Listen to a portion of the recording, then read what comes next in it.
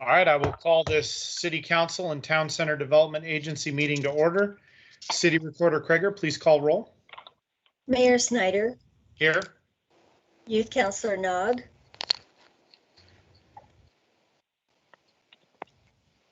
Here. Councilor Goodhouse. Here. Councilor Newton. Here. Council President Lube. Here. Councilor Shaw. Here. All right, Mr. Nolop, can you put up the Pledge of Allegiance? I'm sorry, put up the flag so we can do the Pledge of Allegiance. I'll ask everyone to participate on their own.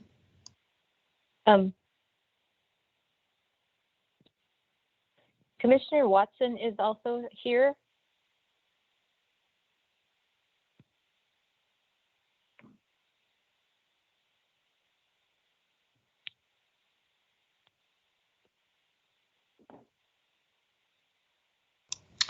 All right, we had someone indicating their attendance. Would you mind repeating that?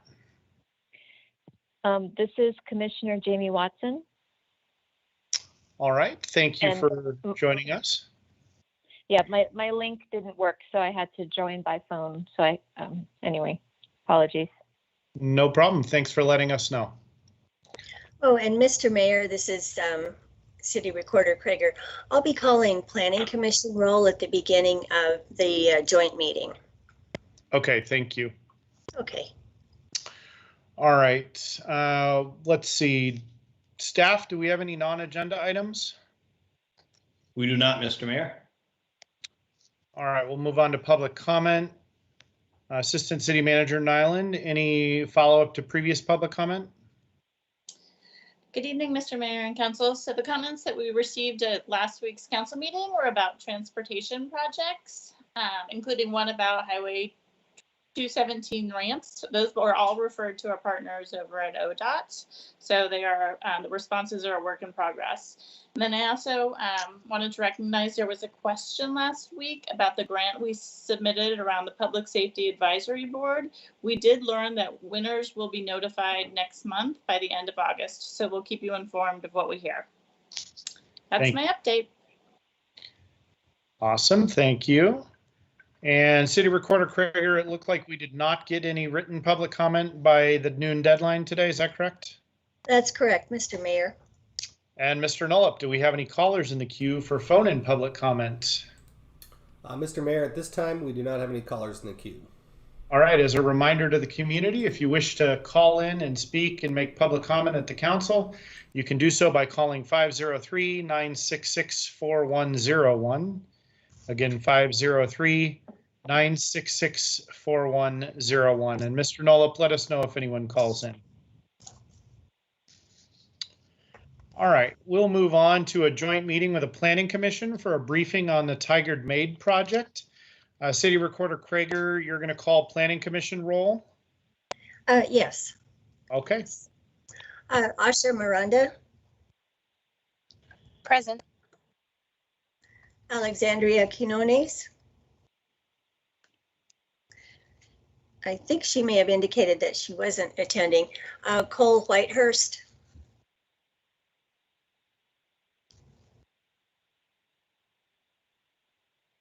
Craig Shook. I am here. Darlene Dick. Present. Jamie Watson. Here. K7 Cheruvalor. Melanie Brooke.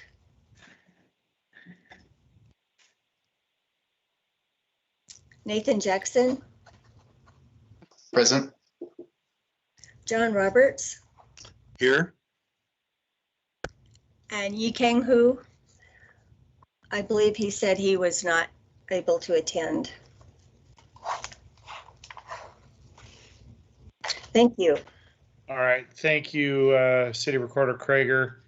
I wasn't tracking the Planning Commission attendance person by person, but is there any sort of a quorum need? And do we have, given the topic, we were calling roll, so I just want to make sure that if there's some sort of a a need on quorum, we know it. Is there something going on that would require a vote of the Planning Commission? No, it's just a joint meeting. Okay. All right. That's more formal than I recall us doing in the past, but that's just fine. I wanted to make sure there wasn't a more detailed reason for that. Okay, so we have a staff report from Associate Planner Pollard.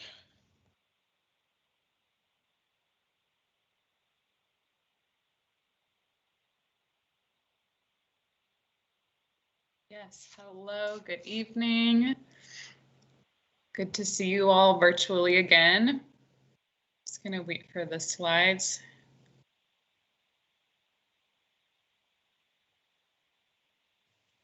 Yeah, can you see the slides? We can. Yeah, they're not in presentation mode yet, though. How about now? Yes. Okay. Okay, thank you. Okay, good evening, members of the Planning Commission, City Council, and Mayor Snyder. My name is Hope Pollard. I'm an associate planner, and I'm here tonight with the Economic Development Manager, Lloyd Purdy, and the Assistant Director of Community Development, Tom McGuire, and our project consultant, Brendan Buckley. The item before you tonight is a briefing on the Tigard Maid project. No formal decision is going to be needed tonight. We're just here to update you on the project's progress and get your feedback as we look towards the second phase. As a little refresher, the Tigard Maid project seeks to maintain, advance, and diversify employment in the city of Tigard. It looks at how we can use land use to improve the capacity of Tigard's employment lands with a focus on job density, social equity, and environmental sustainability.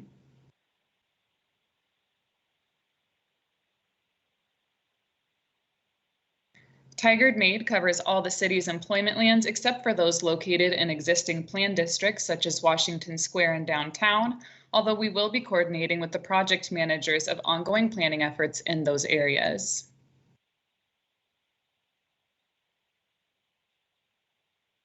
The project is partly a response to changes in development and business patterns, like an influx in mixed-use projects and lower impact industrial uses, and a constrained employment land supply in Tigard. We're running out of vacant land, and we need to make some decisions about how to accommodate future growth. But it's also about a lot more than that, too.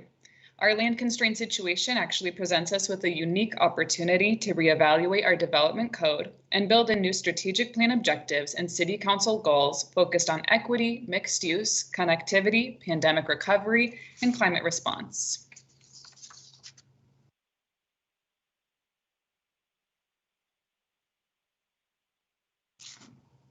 Sorry, give me just 1 second.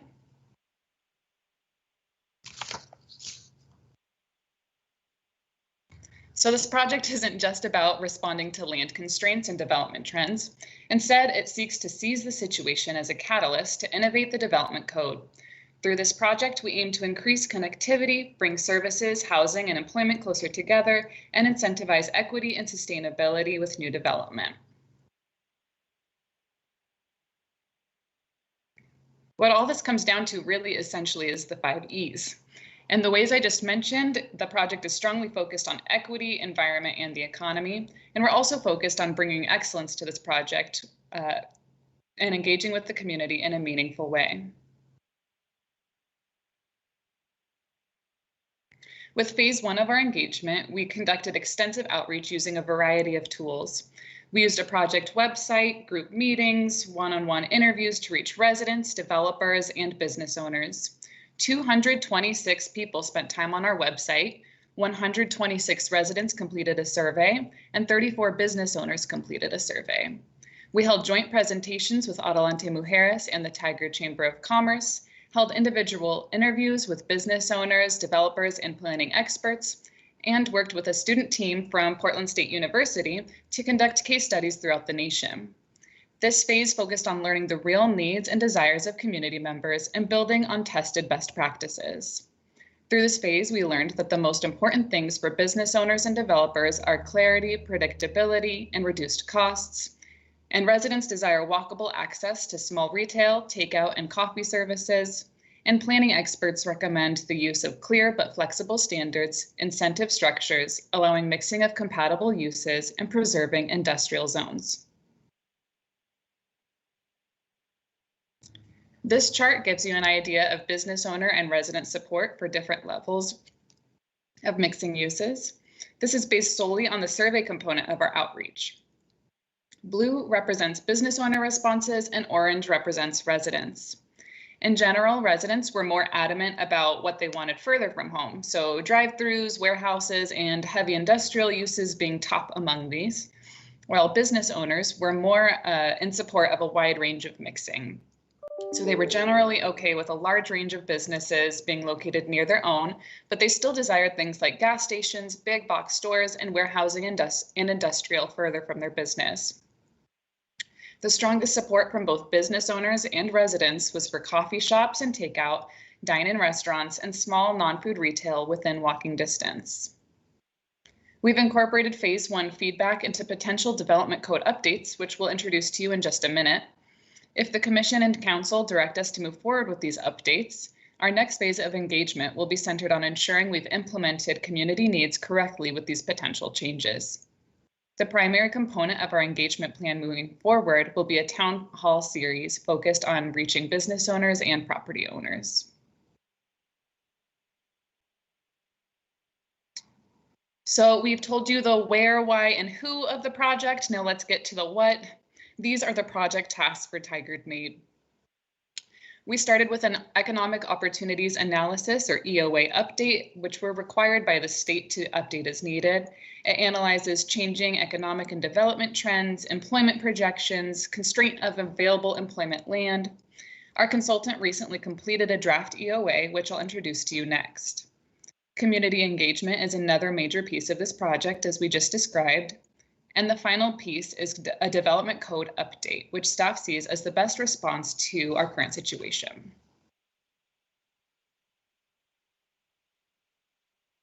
So the EOA results are in. If you look to the pie chart on the left, you can see that construction, management, professional services, retail, and healthcare are projected to provide the greatest number of jobs in Tigard by the year 2041. And if you look to the bar graph, you can see that industries projected to have the highest percentage growth rates, which doesn't necessarily translate to the number of jobs. So for example, transportation, warehouse, and utilities, which is abbreviated with a TWU there, and information, these industries provide a small piece of the overall job pie, even though they will grow at a relatively higher rate over the next 20 years. Now, when we look at the amount of space needed for these industries, we see something really interesting regarding job density. In this graph, blue represents the amount of projected land needed by building type, and in orange, we see the amount of employment that can be accommodated in this type of space. As you can see, we're projected to need about the same amount of land for retail, office, and warehouse space.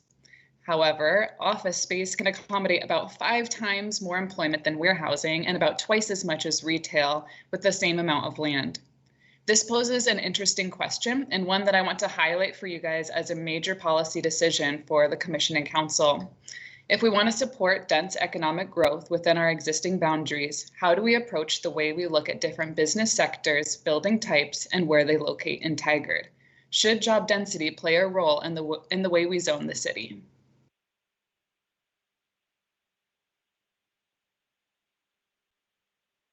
So as you might expect, the EOA confirmed that we are indeed land constrained. The EOA takes the projected employment growth numbers and translates that into the amount of physical space needed to accommodate these employees by industry and by building type. So according to the projections, we will need between 600 and 1,000 acres of land in order to accommodate employment growth over the next 20 years. However, we only have about 200 acres of vacant, partially vacant, or redevelopable land available by our current standards. So that's about 180 commercial acres and 40 industrial. This means we have a shortfall of between 400 and 800 acres of land. So we have a few options before us in order to address this shortfall, but before I get into that, Lloyd is actually here to share the economic development perspective on the EOA. Lloyd, take it away. Thank you, Hope.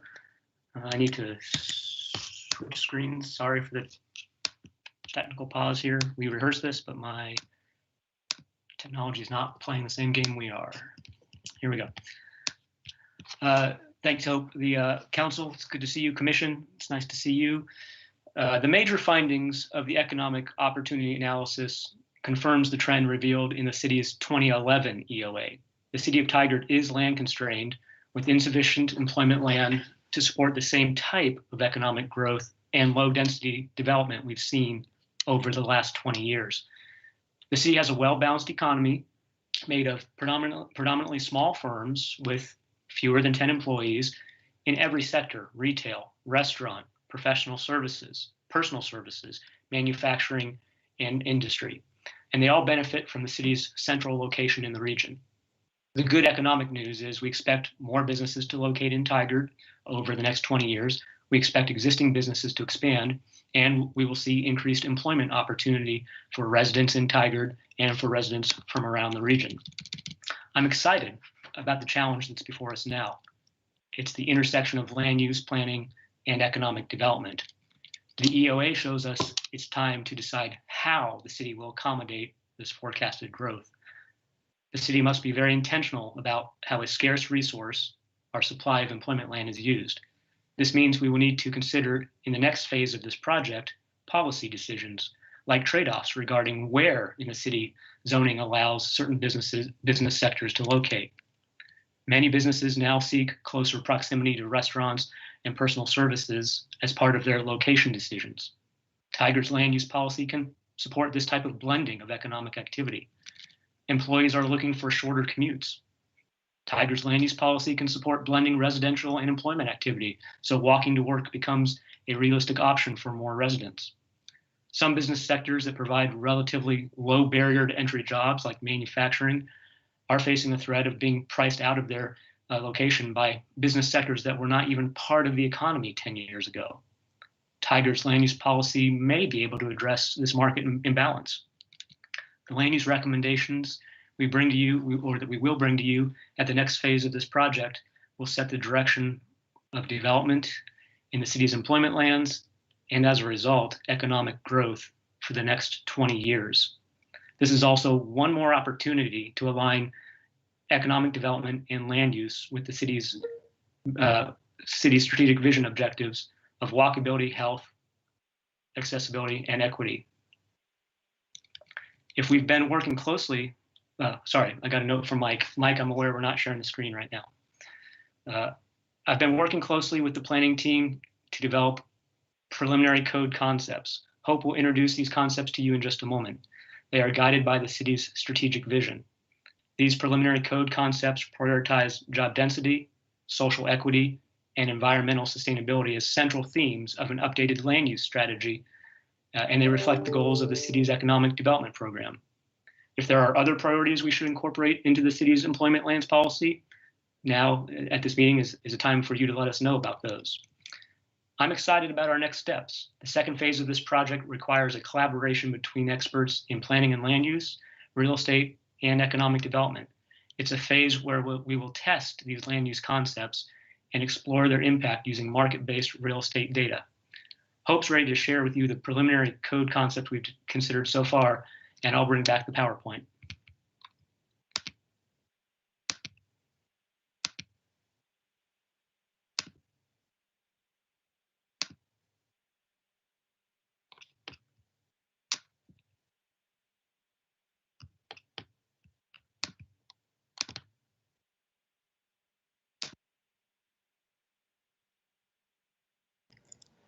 Thank you very much, Lloyd. So we can move right on to the next slide now. As Lloyd mentioned, it's now decision time. So again, we're not requesting any formal action this evening, but we are requesting direction.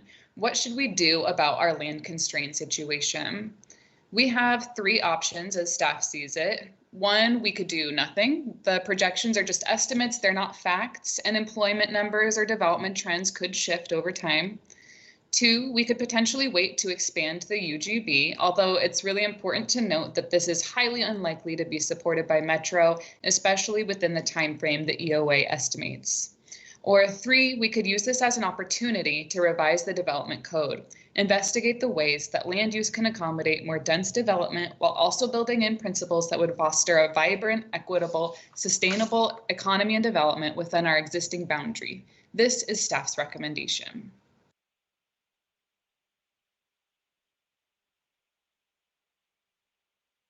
We've started to develop some potential code updates in case directed to move forward with option number 3. Our updates are focused on simplifying the development code and reducing barriers to new business owners seeking to locate in Tigard, allowing more uses to mix throughout the city, potentially reducing vehicle trips and reducing our carbon footprint, promoting job-dense industries with career pathways and living wage employment opportunities, enhancing equity, and building an incentives list that allows developers to request flexibility on standards in exchange for providing benefits such as solar panels, eco roofs, and affordable tenant and resident spaces. Our project consultant will review and test these development recommendations over the next few months to forecast their efficacy and impact if we're directed to move forward. So if you remember all the zones I listed out for you at the beginning of this presentation, that was 9 zones in all. That's part of the complicatedness of our existing code. So the potential code updates we've been building are centered on reducing these 9 zones to just 4. And over the next few slides, I'll introduce these 4 zones. The first would be the CG, or General Commercial Zone, which would function similarly to the existing CG. Picture the commercial development along 99 West. But we'd also allow an even broader range of uses, including some industrial uses. We would also encourage more residential development. It's currently allowed here, but not being built, and encouraging more pedestrian friendliness. We could also potentially allow uses like warehouse and distribution, since the zones would be located conveniently along transportation corridors, and we've heard interest from developers about repurposing big box stores.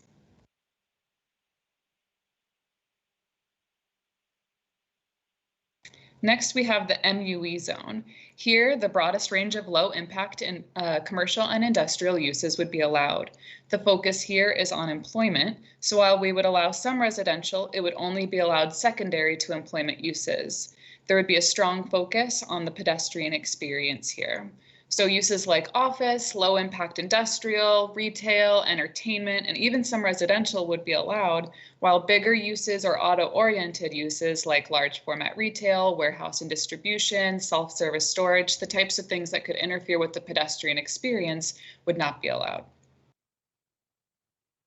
And next we have our reimagined industrial zones, which we envision as sanctuaries for manufacturing jobs. Starting with the IL, where the purpose would be to support manufacturing businesses with higher job densities with career paths and living wages. This zone may allow limited amounts of retail and personal services as accessory uses in order to serve employees working in the area.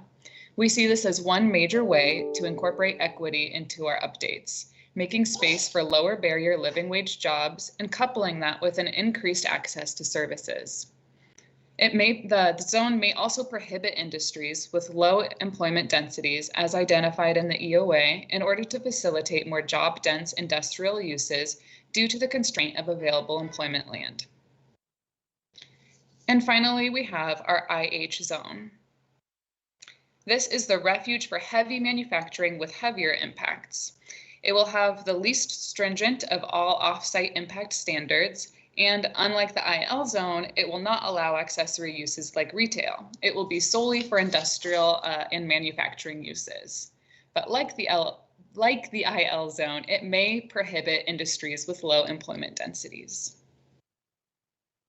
So finally, here's our project schedule. We've completed our EOA draft and developed some draft code updates. And if the Planning Commission and City Council direct us to move forward with these updates, we'll have our consultant analyze and help us refine them over the next 6 months as we also engage again with the community. Then by around December of this year, we'll come back to you with the proposed updates for adoption and work on implementation beginning next year. This concludes our presentation. We're available to answer any questions. Again, no formal decision required tonight, but we do request direction on developing our code updates. Thank you. Thank you for that very clear and articulate presentation and thought-provoking, both from you and from Mr. Purdy. So thank you. And I want to open it first to our planning commissioners. So any planning commissioners that would like to either ask questions or provide your perspective, please, I don't think I can see all of you, so maybe raise your hand, or I know there's someone on the phone that might need to just speak up, but who's got questions or comments on the presentation?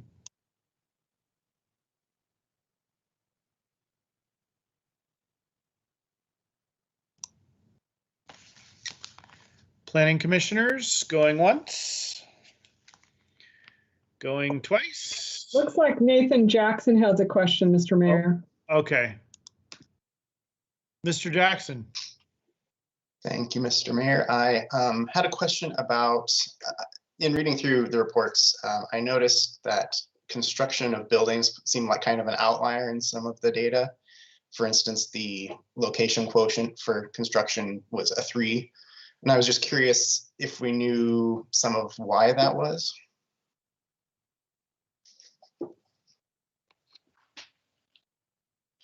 Hope, would you like me to address that question? I think so. Okay. Commissioner Jackson, that's a great question. A location quotient of 3 means in the local Tigard economy, we have 3 times as many construction type firms as a portion of the whole compared to the whole region. So we have a preponderance, or a lot more relative to the rest of our businesses, a lot more construction based firms in the Tigard economy. A lot of that is due to their needs for large parcels of land and affordable land. And Tigard was traditionally an affordable place to find large flat parcels of land because it was old farm fields.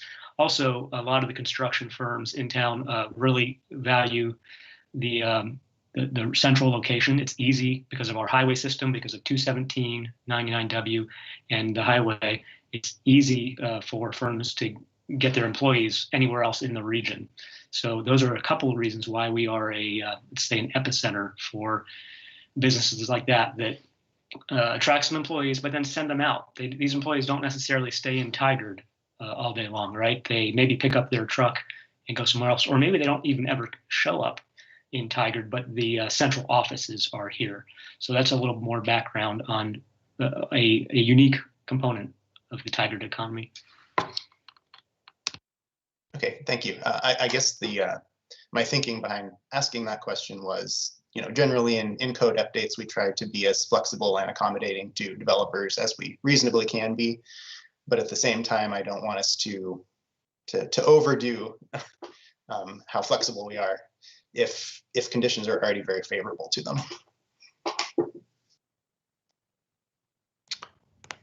Thank you for that input and comment. Other planning commissioners, since I was so poor at seeing the first member, anyone else? All right, city councilors. Councilor Shaw, anything? Yes, thank you, Mayor. Just a couple questions. One, I was curious if the Planning Commission had seen this draft before, and when the draft is going to be no longer a draft but final, if that's dependent upon tonight. I'll start with those 2 questions.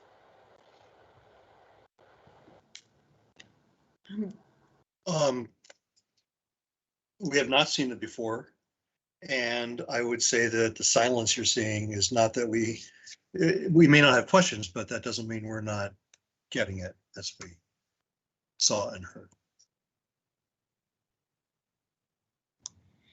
And then staff, is there an answer on the other question? Yeah, so if we're directed to move forward tonight with developing these code updates and you guys like the basis of our code updates, which is right now focused on job density, social equity, environmental sustainability, if you'd like us to move forward with that, then we will continue analyzing over the next few months and we'll come back to first the Planning Commission, then City Council around December of this year for adoption with the more final updates. Councillor Shaw, anything else? I have quite a number, but perhaps just one. I haven't heard light industrial before called sanctuaries. Is that a new term, or? It says sanctuaries for manufacturing businesses. I like it. I just hadn't heard it before.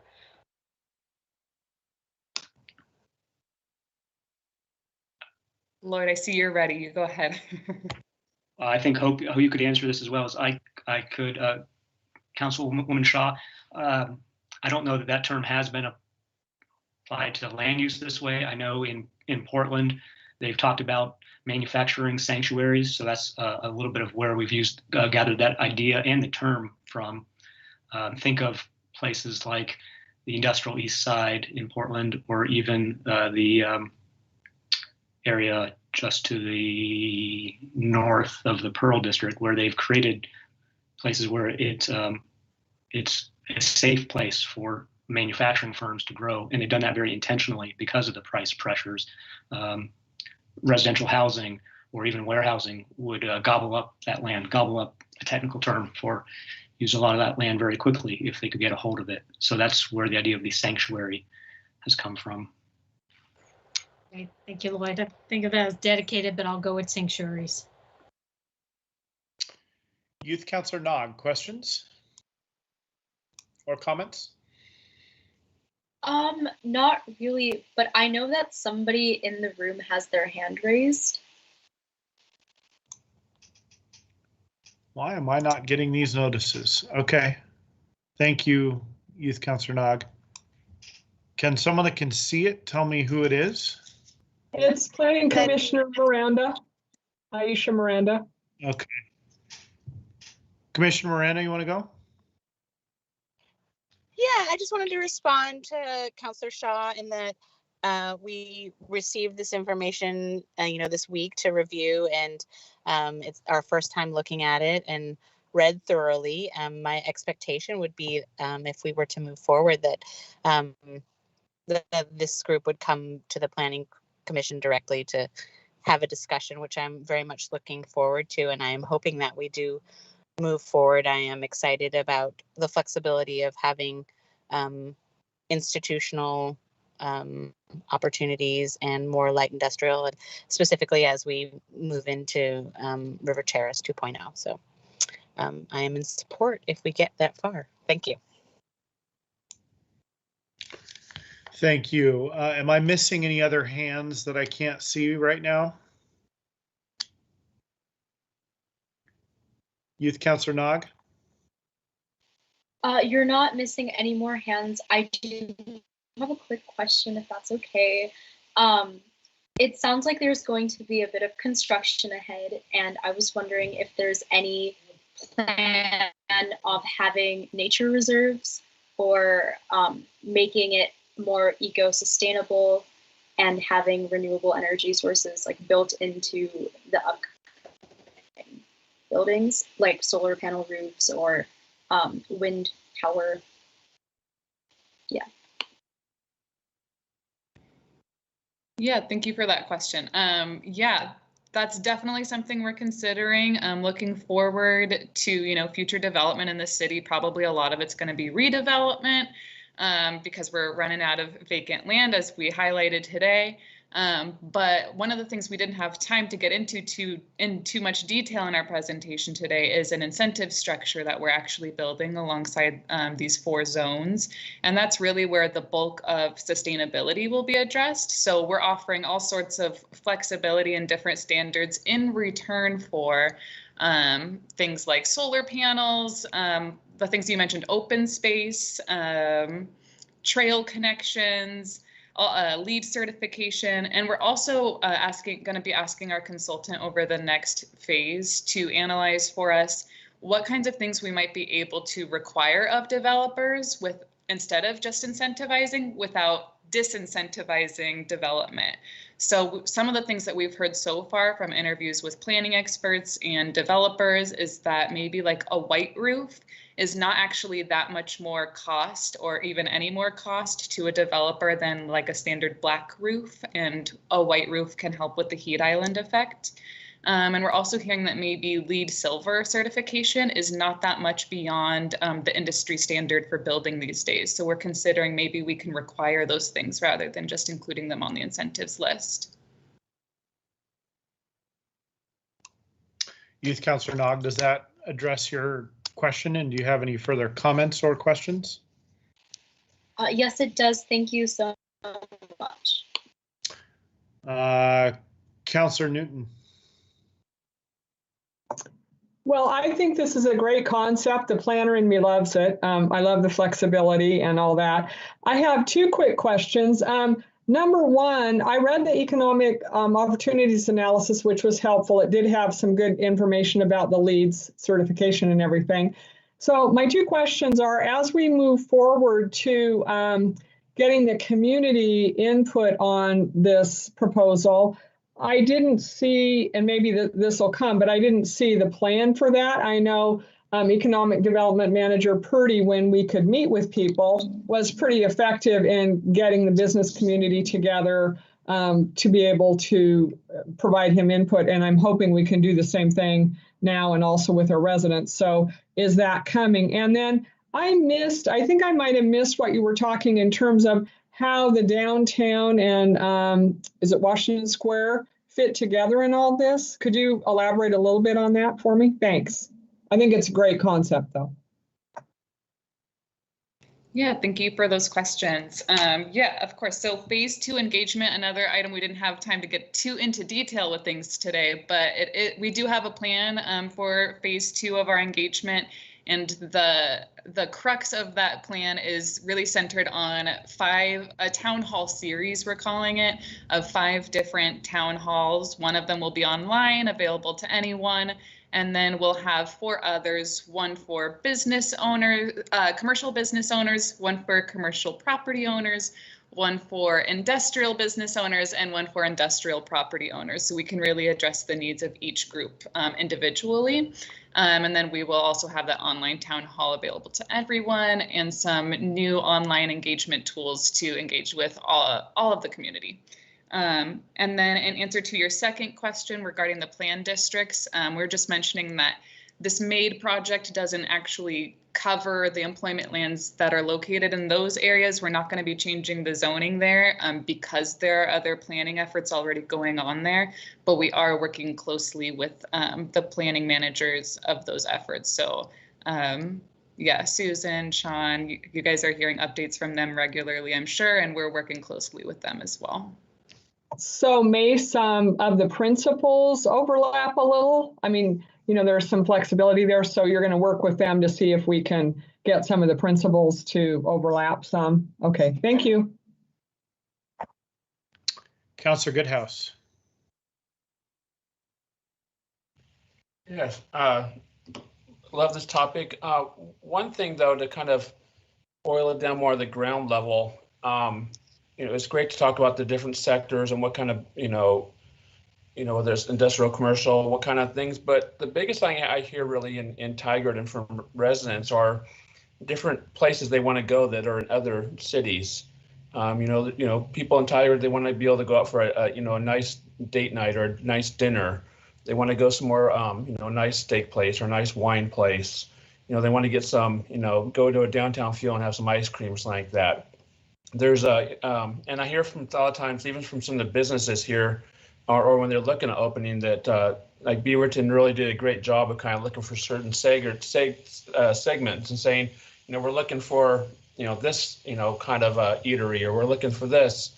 So I think it's great. We're looking for what we want to build, but if we don't really look and boil down what kind and find out from our residents what they want to see and what they want to go to, we might just miss the mark and have a bunch of, it's kind of like downtown Tigard. You have half of downtown Tigard. It's not something you walk from one end to the other end to do. You might come down and go to the fishing shop, or you might go down and get some credit card payment processing or things like that. But it's not something up and down where there's a lot of things that people want to get to. So if we can really do more of a study or a survey from residents, what do you like? What do you go to other cities for that you'd like to see here?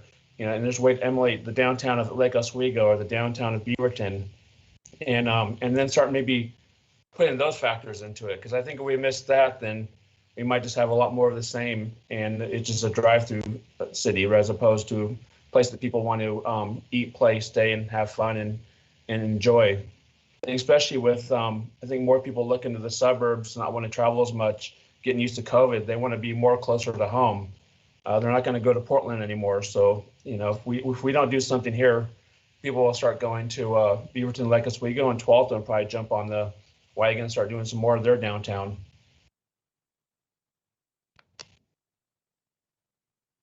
Any staff thoughts or response on that?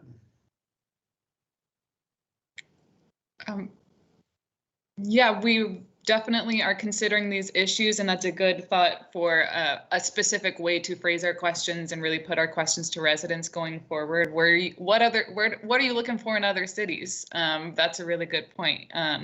We have what you mentioned totally echoes our survey responses too, which is that residents really said they want the main things were dine-in and takeout restaurants, and drive-through was asked separately, and they're not as interested in drive-through close to home, but they really want that dine-in and takeout experience close to home. And then I also want to mention that we are also talking to other cities about what they've done. We've talked to Beaverton specifically about their food cart policy so far. So that's one of the things that we're actually considering taking another look at. But yeah, we're asking around at these neighboring cities. But one other good thing, you're right, is to ask residents, what are you going to other cities for? So we'll incorporate that next round. Thank you. Council President Loop. Thank you. I mean, I would also echo, what Councilor Goodhouse said. I think, just even me specifically, we get bummed when we have to drive to other cities in order to go to places that we want to eat. And then it becomes a huge ordeal. Like, do we want to go to downtown? It becomes this event to go down there with the traffic. And so if we can figure out ways to make areas here that residents want to be in, that's great. And just from my experience living in other places, some of the places that we really enjoyed being were mixed development areas where there's shopping and restaurants and there's office space and apartments, and all of that is together. And it's just a very busy, very vibrant area where there's lots to do. And that's, where we fundamentally would spend our time rather than driving outside of our city. My questions are, I know these are preliminary, but have you heard from businesses with our current code, what sort of things are restricting them or prohibiting them from building or redeveloping in the way that they want to? And how are the changes in the current suggestions, really pushing that forward and allowing them to develop the way that they want to? And has there been anyone that comes excited with what they want to do?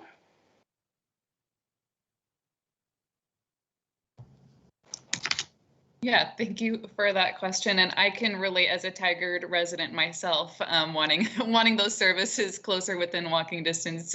So yes, but as for what we've heard from business owners, so we heard mainly from very smaller business owners, new business owners, mostly saying that things kind of beyond land use were really a struggle. Things like they're really looking for things like affordable rent, really, and education and how to get their business started. But in terms of zoning, some of the things that they were looking at was my use allowed by the zoning, were there flexible parking standards, and could they get close to highways and major roads.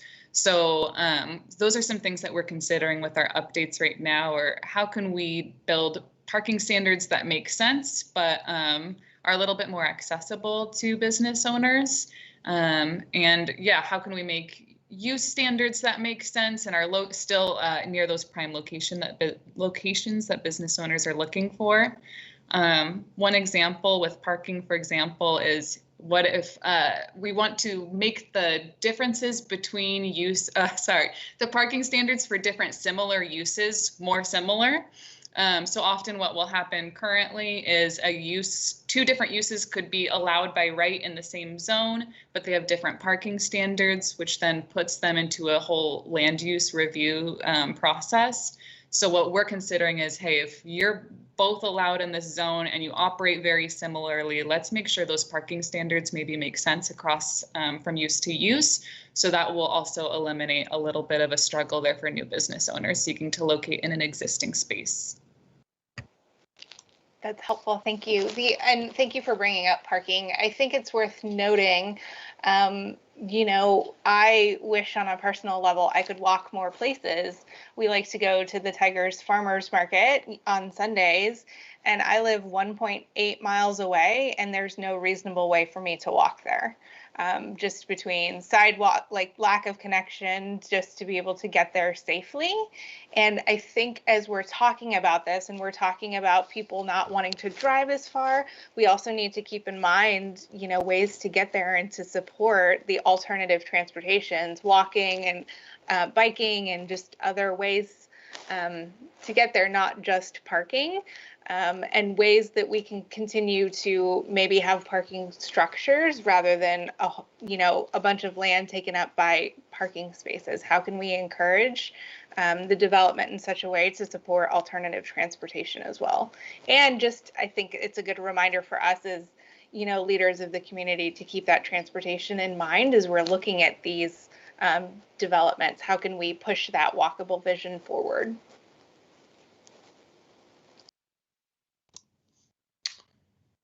Thank you, Council President Lube. On parking, very interesting comments on parking. I guess I was going to ask a question a bit ago, Hope, in response to one of your statements about just the parking between uses. You were saying that I mean, what I'm hearing you essentially say, and I guess I want to check this, is that when I hear you say more flexible parking standards and more consistent ones, I hear you saying there's maybe fewer different categories and more consistency between them.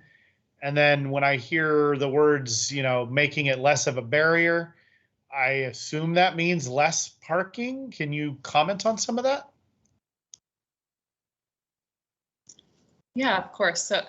So everything is still super in draft consideration form. We're still having our consultant test everything over the next few months, and we're still kind of just tossing around these ideas. But something you're right on with, we're considering consolidating some of our use categories to begin with and making them just make more sense, so there's less of a transition between different uses and their different parking standards. So that's one way that we're reducing that barrier, is just by saying maybe the parking isn't reduced overall, but it's just the same from use to use, that when that use operates similarly, if that makes sense. And then you know, there is also the potential for, hey, what if right now, one of the things we're looking at is, what if we did lower it just a little bit, not get rid of it like in the triangle? I don't think we're ready to go quite there yet, but what if we lowered it a little bit, or allowed people to use the incentive structure to reduce their parking requirement? So, hey, you can have X% fewer parking spaces than required by code, but you have to provide solar panels or open space. So that's some of the things we're considering. I bet that will make Youth Councilor Nog happy to hear those incentives. Okay, other questions, and I just noticed now, but I think we already caught it, that Jamie Watson had a question. That note came a while ago, right? You don't have another one or a new one? Well, do you? Go for it. I was going to wait, but that's okay. I'll take the opportunity. It was mentioned earlier that there was incentivizing for, or there we were looking at incentivizing for LEED Silver certification, and I was wondering if in terms of incentivizing and the costs associated with having developers required to get that certification, which is fairly expensive. In commercial architecture, it's fairly common to do a LEED Silver equivalence, and so they're not really having to pay for the process and a plaque, but they basically specify and design everything so that it is equivalent to LEED.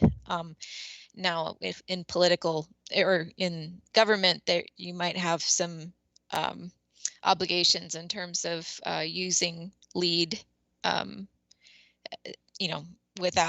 without actually getting the certifications. But I'm just curious if you've looked at LEED equivalence as opposed to full LEED certification.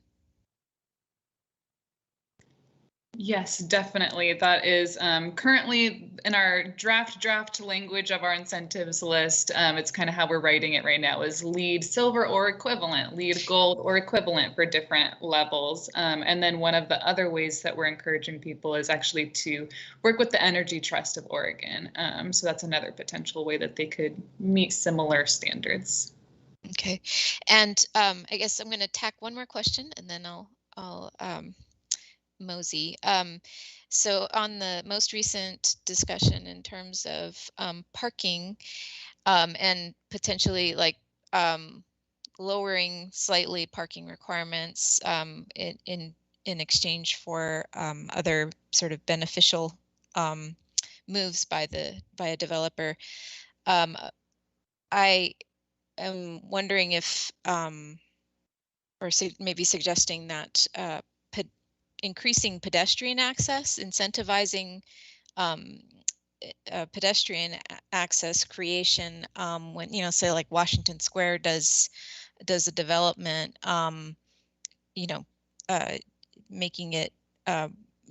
making their complex more pedestrian friendly, and the bus station more accessible from outside the property, that could be a beneficial thing.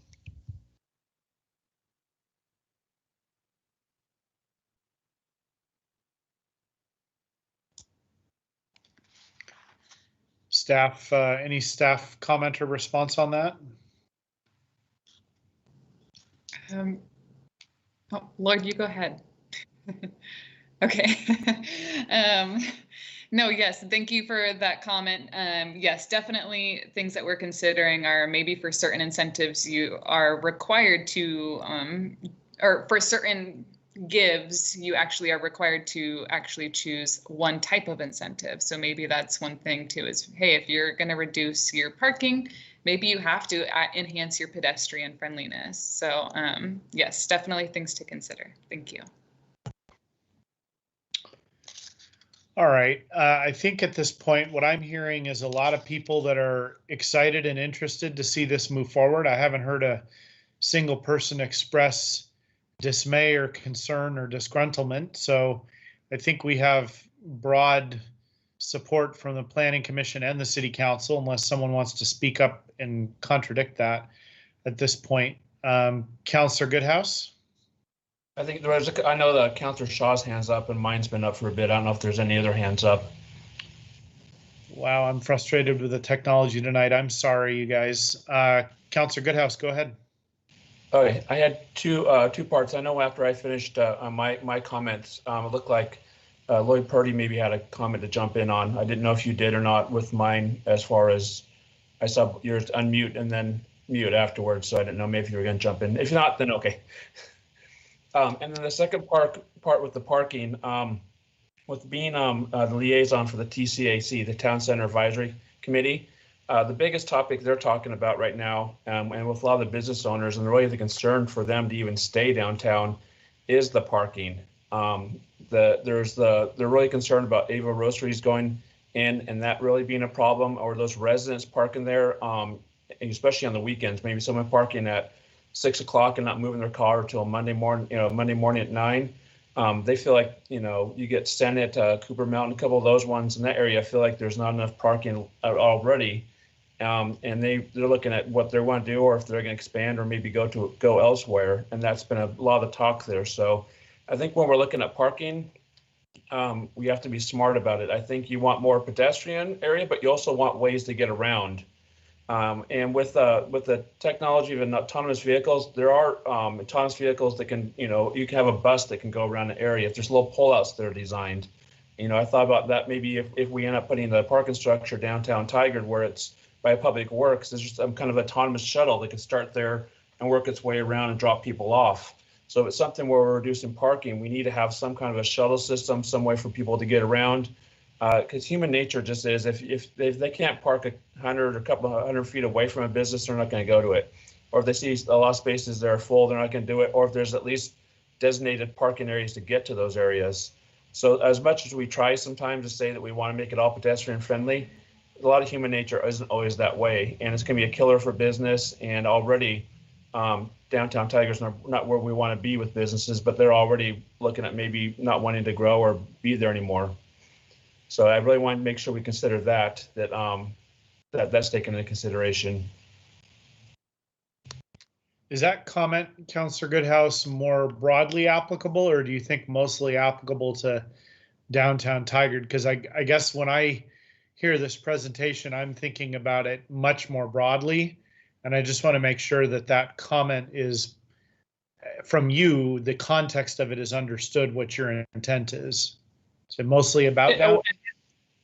Yeah, mostly about downtown or places that we would have walkable areas. I mean, obviously, if we're going to do more of the larger commercial areas or things like that, and we're talking about parking lots as far as you get like a big box or something like that, that's different. But if we're designing more areas where people want to walk from a restaurant to an ice cream place, or walk around certain areas where we want to make it where they can walk maybe 5 blocks each direction, we got to make sure there's somewhere that they can get down there, park, and get to that.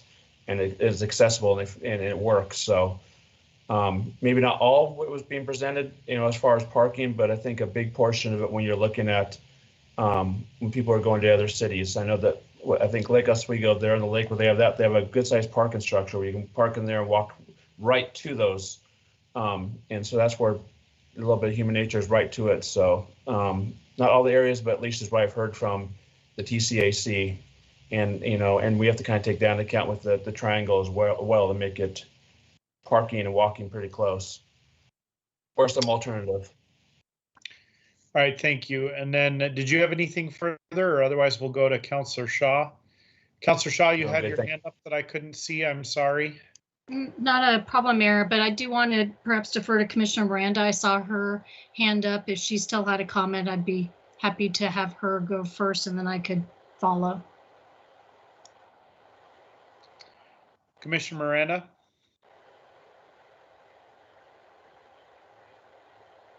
That was on accident. I apologize. Okay, great. I just wanted to defer and make sure if you had a question. So perhaps just more of a note. Construction, we've noted, is high within the economic opportunity analysis. And it's also noted within the report that it's 84% male, 94% white. So I'm hoping that, given that's going to be potentially an additional opportunity, that we could partner, whether it's with career technical education or even just the state, but if there are opportunities to increase both women in the field as well as minorities, I think that would be helpful as well. So more of a comment, not needed for any reply.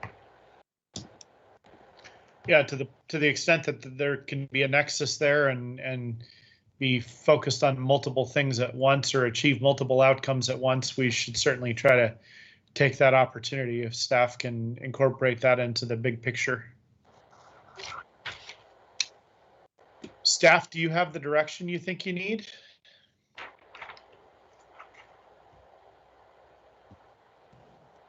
Yes, I think I do see a couple other hands up that I want to highlight.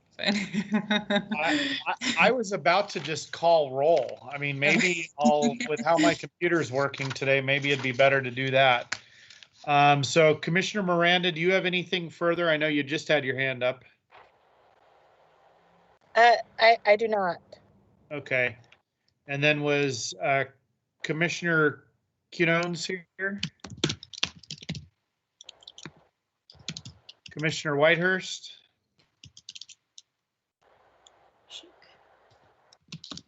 Commissioner Schuck? I don't have anything to add, but I supported it. Think it sounds great. Thank you. Commissioner Dick? I also support it, and I do not have any questions. Thank you. Commissioner Watson, anything further? I'm great, thank you. It looks good. Okay, thank you. Commissioner Roberts? No questions or comments, and I'm in favor. I think it's outstanding. And Commissioner Tyru-Villar? I might have mispronounced that, I'm sorry. Commissioner Brook?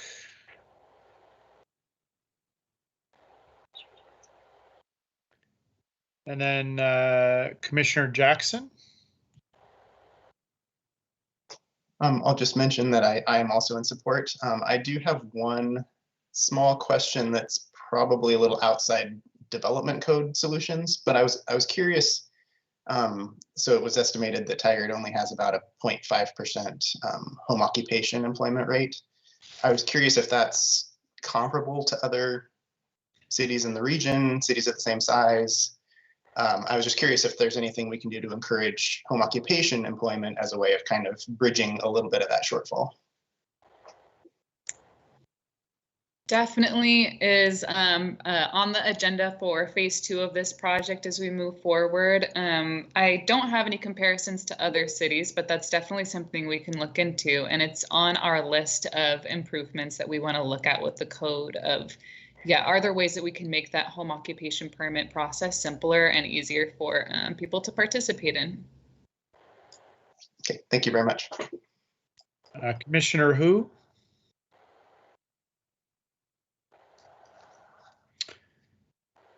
All right. I guess the staff, I also can't see your hands either. So Mr. Purdy, did you have anything further you wanted to add or? No, sir. Okay. Hope, anything further? Or Tom McGuire?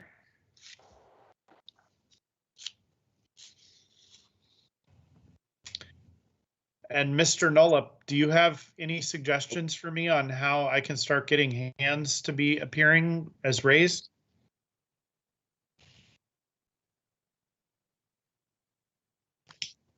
I had that open. They still weren't coming up, but I'll put it back again and maybe see what happens. Mayor? Yes, Councilor Goodhouse. Does Youth Councilor Nog, are you asking a question or did you just have your hand up still? I would like to make a comment if that's okay. Okay. If there's still time for me. Please, of course. Yeah. So in a recent survey that I was doing with people my age, they mentioned that they would like more youth-centered spaces. And I know that downtown Lake Oswego and downtown Beaverton and Progress Ridge are like a pretty cool place to hang out.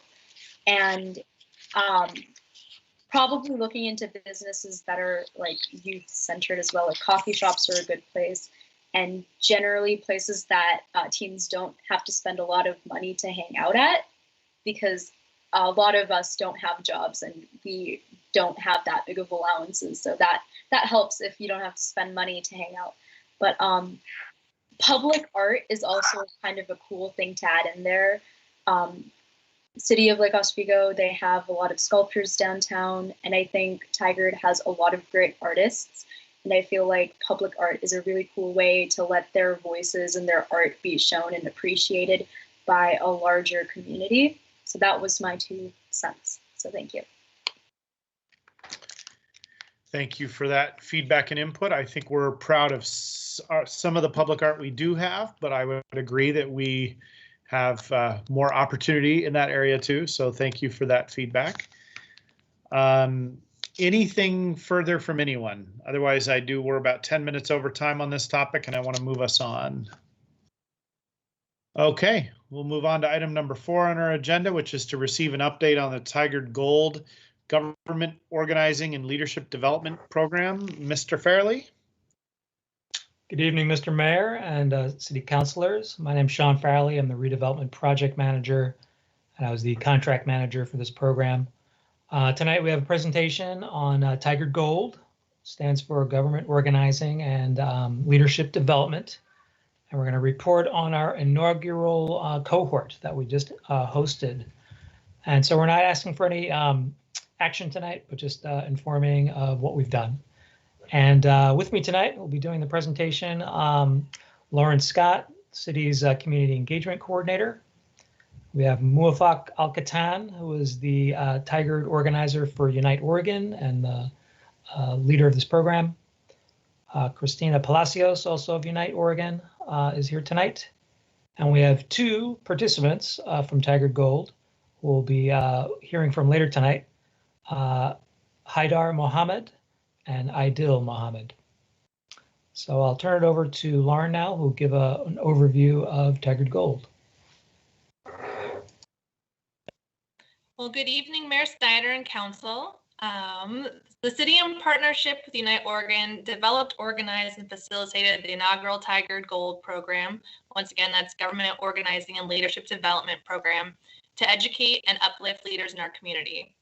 Our partner in this program is Unite Oregon, a community-based organization that's committed to increasing equitable participation for immigrants, refugees, people of color, and as well as other community members affected by racial and social injustice. Over the month of March, Unite Oregon recruited members in our community to apply for the program, and our first 8 participants were ultimately chosen due to their eagerness to build leadership skills, their ability to act as liaisons to the community, and their diverse backgrounds and lived experiences. The program was held virtually on 6 Saturday mornings between April and June in both English and Spanish. All 8 cohort members attended every training, ready and eager to learn, asked tough and pointed questions, and spoke up and out for their community. Over the course of the program, participants learned about a range of topics from 10 city teammates, including City 101, Government 101, policing, and took virtual tours of the library and Dirksen Nature Park. They also learned valuable leadership skills from Unite Oregon staff, including community-based leadership, civic engagement, and how to testify. Additional highlights of the program included meeting the mayor and police chief, a robust panel discussion with community leaders, and the opportunity to practice public testimony in front of Mayor Snyder.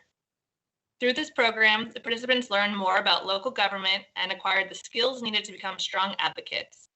Program graduates will be prepared to use their new skills and affect policy change through participation on city boards and commissions and continued advocacy with ongoing community issues. This program put 2 of council community promises into action.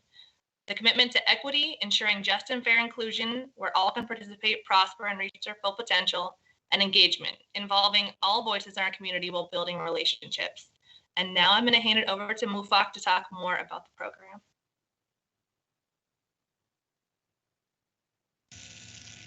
Thank you, Lauren. Good afternoon, Mr. Mayor and councilors. 8 cohorts from different communities that reside the city of Tigard. We had from the Somali community, Arabic, Latino, and Kurdish/Turkish. 5 men, 3 women, ages varied from young student until middle age. They are refugees and immigrants. The program had allowed us to connect community members to leadership opportunities on issues and committees within the city, helps the city build deeper relationships with the communities who had historically struggled to be heard, helps build relationships and community between Tigard and residents.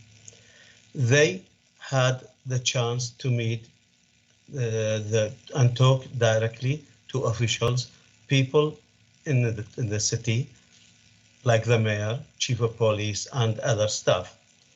They had the skills to represent and lead their communities and to how to testify. And you'll see them now. They will learn how to testify. Lastly, I wish that this program will be replicated over the coming years to build more strong relations between the communities and the city of Tigard. And they will participate in different communities in the city. Bridges should not be cut, but should be maintained. And this is what our aim was, to build bridges. The cohort names, there were 8, as I said: Carmen Guernica, Salma Chelmiran, Barak Al-Shaban, Ghassan Zamel, Berta Ojita, Saladin Al-Hawani, Adil Muhammad, and Haidar Muhammad. The last 2 are here with us. Thank you.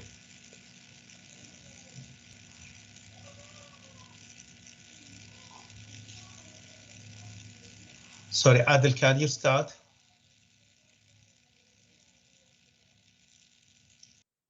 Can you hear me? Yes, now. All right. Greetings, members of the council, Mayor Snyder, and distinguished guests. Before I begin, I just want to thank the council and Mayor Snyder for giving me this opportunity to speak virtually in front of you all on behalf of my fellow Tigard Gold graduating class. And hello again, as Mofakh and Sean and Lauren briefly professed. My name is Adil Muhammad. I'm a Somali American, Muslim American, and Tigard resident. Currently not in Tigard though, I'm in Istanbul. But and I'm also a rising senior at the Oregon Islamic Academy. And as I stated, I'll be speaking on behalf of my colleagues in regards to the Tigard Gold program. Now, as illustrated, the Tigard Gold program was a leadership cohort, and the members learned about our local government and leadership skills and how to use our God-gifted ability of speech. And in this cohort, it was made up of individuals from a plethora of different backgrounds and who were made up of people that were immigrants, asylees, refugees, and U.S. citizens.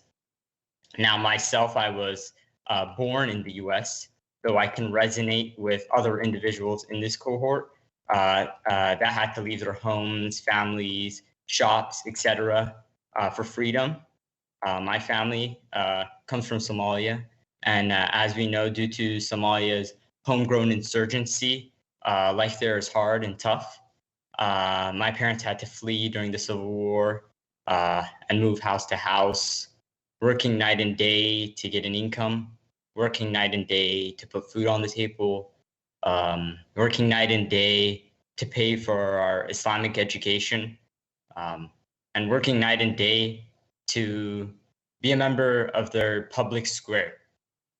And something that was very prominently frequent in my family and people the same culture as myself was not speaking up about policies or things happening in our local government. And it wasn't really not trying to have a seat at the table, but rather not having the resources to have a seat at the table, which intertwines with my final point. Now, I've stated this a myriad of times, most recently on the Talking Tigard podcast with Kent, which you guys should check out. But really, that Tigard Gold program is, in my perception at least, is something that we marginalized communities haven't had the ability to receive the resources to have a seat at the table, and therefore the program, in my perception, amplifies the voices of the reticent. And I use the oxymoron here, amplify and reticent, because in logic, if you are in a silent place, you, in theory, you want to amplify the silence. You need to go somewhere, another place where silence is higher. And this place, to me, is the city of Tigard, a city that's committed to amplifying the voices of the reticent, and a city that's committed to giving their marginalized communities a voice. And I guess I'm thankful to be a part of the first graduating class. And I'm thankful for Mofak and Lauren for being there every Saturday morning, and to everyone else who attended and presented to us as well. Thank you. Thank you, Adel. Haidar, can you go now? Good evening, all. Good evening, Mayor and esteemed City Council members. I'd like to start with thanking you all for giving me this opportunity to speak on behalf of myself and on behalf of my colleagues, Gold members. And as Adel mentioned, he may be in Istanbul. I attended some of the classes when I was in Qatar, and some classes when I was in Baghdad. So like 3 countries. It's a fascinating experience. I mean, as a individual who came from a different background, I came as a refugee to the United States. I was serving this country, the United States, even before becoming U.S. citizen. I was working as an interpreter with the State Department and U.S. forces in Iraq. And because of that, some of my co-workers got assassinated, so I was able to actually get the opportunity to leave the Iraq and come to the United States and under a resettlement program. And then I got this opportunity to be a leader or like a community organizer. During these 6 sessions, I got in like intensive training. It was not really easy courses, but challenging. You have to commit and listen and participate actively. The purpose is for us is to be able to advocate our community, to convey our community messages, via knowing the structure of the local governance and how to engage, which eventually will be one of the important roles in help thriving the city and the multicultural diverse society. As a community representative or leader in the future, we can participate in testimonies, surveys, meeting, as local governance wants to listen to community and wants to see members of community actively participating in city development decisions and have their voice heard, and assist officials to provide alternative perspective to make decisions that answer the needs of the community. Thank you. Thank you, Haidar. Christina, do you want to add something? Thank you, Mufa. Thank you, Mayor, and members of this table. We really appreciate the opportunity for Unite Oregon to partner with the city. We always think that cities have a big role on making your city inclusive and making community members of all races feel welcome. This program did that. I'm very proud of our participants here. Thank you very much for sharing your testimony. But more than anything, thank you very much for putting the information in your community and letting them know about the many opportunities to participate. As you guys know, we we not only had a COVID-19 crisis, but we had a housing crisis, and many community members were getting evicted, or they were harassed and getting threat to get evicted. And we could only challenge policy because we have leaders like the ones you help us to create on the GOLD program. So thank you very much for this opportunity. We look forward to have more of those leaders.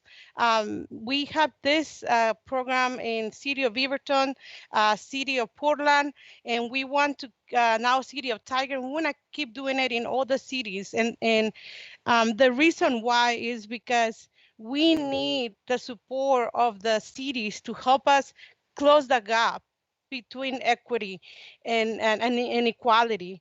So that's all I want to say today. My name is Cristina Palacios. I'm the housing director, and I have the honor to work with the City of Tiger since 2017 with MUFA, with Unite Oregon, with Sean, with Lauren, with Mayor, and I'm always happy to answer any questions that you might have. MUFA, Lauren, and Sean and I are here to answer any of your questions. So thank you very much for having us here and putting your money behind your desires of equity. Thanks. Any questions? Thank you, Christina. Thank you, Christina. So we had some good testimony from some GOLD cohorts, and now we'd like to open it up, as Christina mentioned, for questions from council. Well, before we go to questions, I guess I just want to comment that listening to the sort of culmination of all of the GOLD cohorts work in testimony or practicing testimony was one of the, I have to be honest, one of the most meaningful and enriching things that I've done in my time as mayor. It was really, really cool to see, and you know, I like being able to give a you know, real feedback that I think they all seem to, the members, you guys can, you're here tonight, some of you, that you seem to really appreciate. So I really enjoyed that time, and would be interested and happy to do that further if it becomes helpful. So questions from the council? Mr. Mayor, this is Councilor Newton. I don't have a question, but I did hear Adil's Mohammed's Talking Tiger podcast with Mr. Wyatt. You did a great job. Community engagement has always been something that's near and dear to my heart. So I just find this inspiring, and I'm really, really happy that we're doing this, that we're finding ways to get folks in our community that haven't had opportunities in the past to get engaged. And I'm going to just offer that any of you that ever want to talk to me about anything about how to get engaged, I would really welcome the opportunity to talk further with you about it. So I'm truly inspired and encouraged, and I hope we can do a lot more of this. So thank you so much for your time, for participating, and I'm thrilled that it was valuable for you. So thank you very much. Councillor Shaw, I'm just going to go round robin since I can't see anybody's. Thank you. I think Councilor Newton's comments summed it up. Just so honored to be among the screens that are here tonight, and congratulations to you all. Thank you. Councillor Goodhouse, anything? Yes, I was just gonna say I really enjoyed what was a couple weekends ago attending the graduation and hearing about that from everyone, and it was really enjoyed that as well. So congratulations to everyone again, and really enjoyed hearing all the stories and what everyone got from it. Youth Councillor Nog. Yes, I would like to reiterate the fact that you guys are doing amazing work, and congratulations. I mean, community engagement is difficult, and you guys all stepped up and are doing your part. And I'm really happy that there are people like you guys in the community that care and want your voices to be heard. And I look forward, and I hope I can speak with you guys in the future to talk more, but thank you, and you guys are really inspiring. Council President Lube. It's really really hard to follow all of that. Can I say ditto? I also want to offer the opportunity if anybody wants to speak. I am more than happy to do so. I'm inspired by the community engagement and stepping up and being vulnerable and learning in such a cool way. And I will just finish by saying, you are the first, I hope not the last, and this is the beginning of many. Well said. All right. Other comments or questions from the group that's presenting? Otherwise, I want to thank you all. I think you heard resounding desire from the council for the program to continue and or get enhanced further. So thank you. Sean or Lauren, anything further? No, thank you for your time. Okay. Thank you and good to see you all. Thank you so much. Bye. All right, we'll move on to item number 5 on the agenda, which is to receive an update on board and committee recruitment and selection processes. Senior Management Analyst Hendricks. Good evening, Mayor and Council. Thanks for having us here tonight. So my name is Nicole Hendricks, and I'm the Senior Management Analyst in the City Manager's Office here at Tigard, and I am joined by our office's Management Analyst, Eduardo Ramos. We're here tonight because we have some exciting process improvements to share as it relates to our board and committees, and specifically around our recruitment and selection process. But we also have some updates on larger, more organizational structural items. And so what we're asking tonight is that after receiving the update, you'll share any feedback you have or questions you might have on the proposed improvements. And so with that, I am going to pass this over to Eduardo to talk about why we embarked on this journey to improve our board and committee process.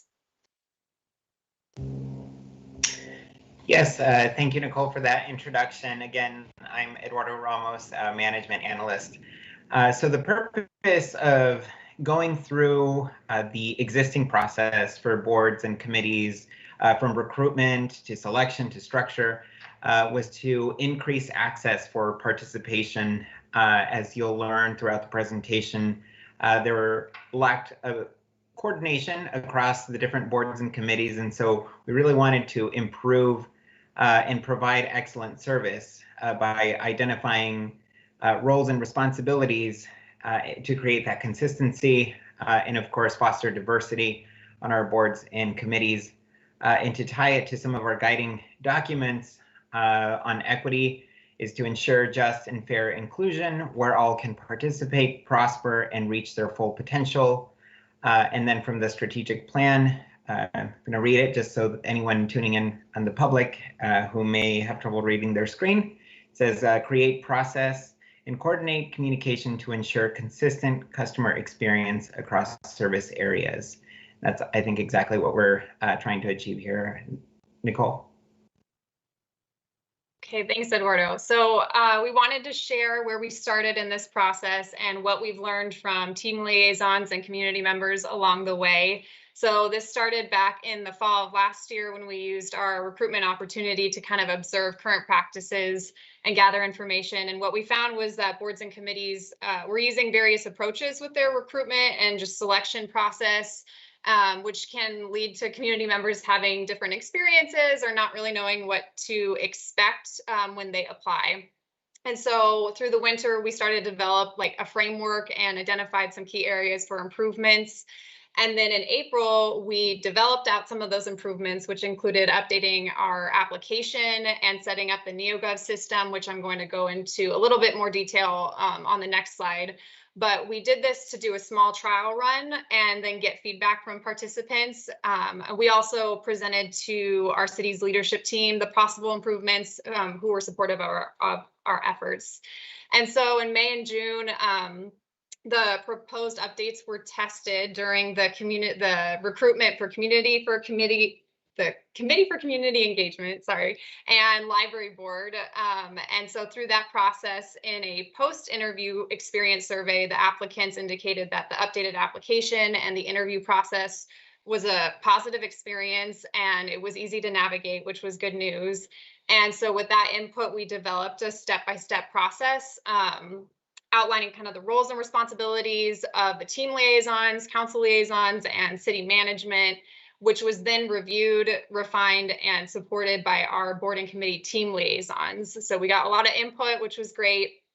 And then for July, this month, we're here to get your insight on our proposals, which you'll hear in a little bit. And that includes a proposal to align some term end dates for certain boards and committees so that we can better coordinate our recruitment efforts, and so that community members have a clear idea of when openings regularly occur. And so Eduardo will touch on that later in the presentation. And there's also a related council item in the following agenda item for Parks and Rec Advisory Board. And then in August next month, we will get feedback, incorporate that, and finalize the process, and then help train and prepare our team liaisons and discuss more like recruitment techniques. And then in September, we have fall recruitment that begins, and hopefully with these new processes in place.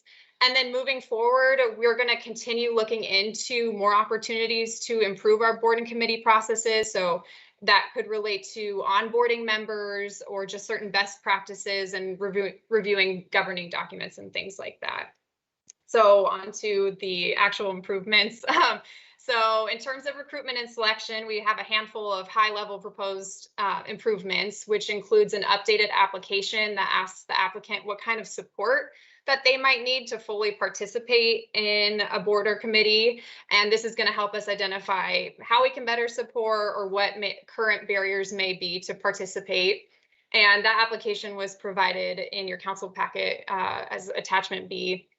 And then we are also using a system called NeoGov, which is the same system that our HR team uses for the job hiring process. And so this system is going to allow us to maintain our records, communicate and provide updates to applicants regularly. And then also it allows them to self-schedule their interviews, which is very convenient. And the program also can develop reports around demographics, and it accepts online applications. And for applicants who aren't comfortable using the online application, they can still access a PDF or paper application that gets sent in via mail or email. And so that's something that we're excited about. And then the next one we're working on is just improving our internal coordination to promote and select board and committee members. So on the selection front, this could include items like ensuring our interview times of various committees aren't overlapping or back to back. So a more kind of organized effort on that front. And then on the recruitment side of things, this could look like having a recruitment video that features the experiences of our board and committee members, and some high-level advertisements. And this would be in addition to some personalized recruiting for boards and committees. And so we also plan to share how interested community members can get more information if they're interested in a board or committee. So we're developing a flyer. We're going to update the website to show kind of like time commitments, like level of commitment if they're interested in participating, and how to reach team liaisons or us. So that's something we're working on. And then our next proposal is to ensure interview panels are no more than 3 people. And that could look like a council liaison, a team liaison, and a current board or committee member. And this was being done already, but just keeping that panel small will make sure it's more welcoming and less intimidating for folks to participate. We're also proposing that the interview questions be sent in advance of the interview. This was a suggestion and ask that we've received multiple times from community members specifically, and I think it just helps with the nerves and to be able to prepare. And so we last run, and they were very appreciative of that effort. And also in the interview questions, we're going to also require that one question be diversity, equity, and inclusion related. And so we've given team liaisons a question bank to choose from. So that is something that we've changed as well. And then the next piece is that we are also asking interview panelists to use score sheets, which are similar to like our hiring process. And this is mainly just to ensure that decision making is tied to the strength of the applicant's answers to the questions that they're being asked, and to help us kind of check our own biases. So that's a tool to use to help make the decisions when we're interviewing folks.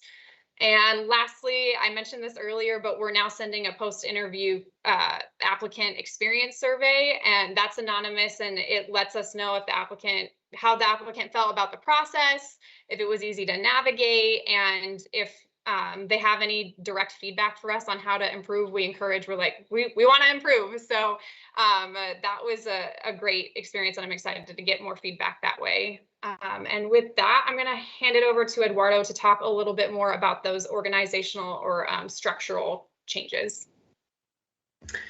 Yeah, so on the side of the structure, we are recommending that the board and committees align all of their term end dates. So it would be based on the calendar year ending December 31st and starting January 1st to, again, help with all of that coordination for promotion and scheduling interviews and just making it easier for community members to participate so that they can anticipate when those applications are going to be, when they can expect those vacancies. And additionally, though, we will have that application open year round. It could be something that somebody comes across, and at the moment they fill out the application. We'll have a pool of candidates ready to go in any case of a vacancy, and just continued engagement in that area. And then we are conducting routine web updates. The website in its state before did not have a coordinated effort on updating across the different boards and committees. It didn't have consistent information. Some committees had a lot of information, some only had contact information.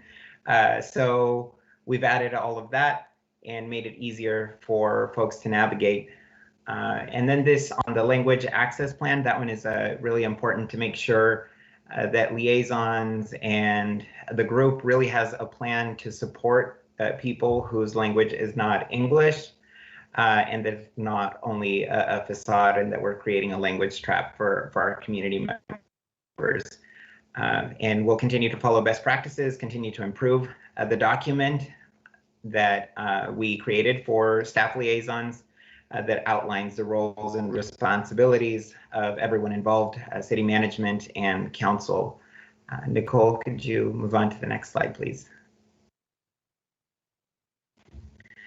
So this here is more of an excerpt of that detailed document, but this simplifies all of the roles and responsibilities of everyone involved. And for council, during the recruitment, we'll take care of promoting it in all of the main channels, social media, Cityscape, and you can definitely support us by helping share it in different groups and people that you meet on the street. And again, having that application open year round, you can definitely encourage people to apply then. And then you'll have the opportunity to review applications and then coordinate with staff and city management to schedule the interviews. Nicole, next slide, please.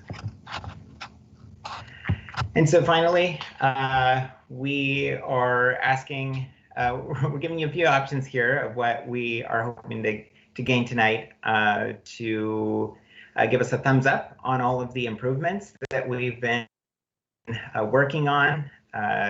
Nicole and I, along with team liaisons, we are also open to any alternatives or not moving forward on the process that we've developed. Nicole, would you have anything else to add at this point? No, I'm good. Thank you.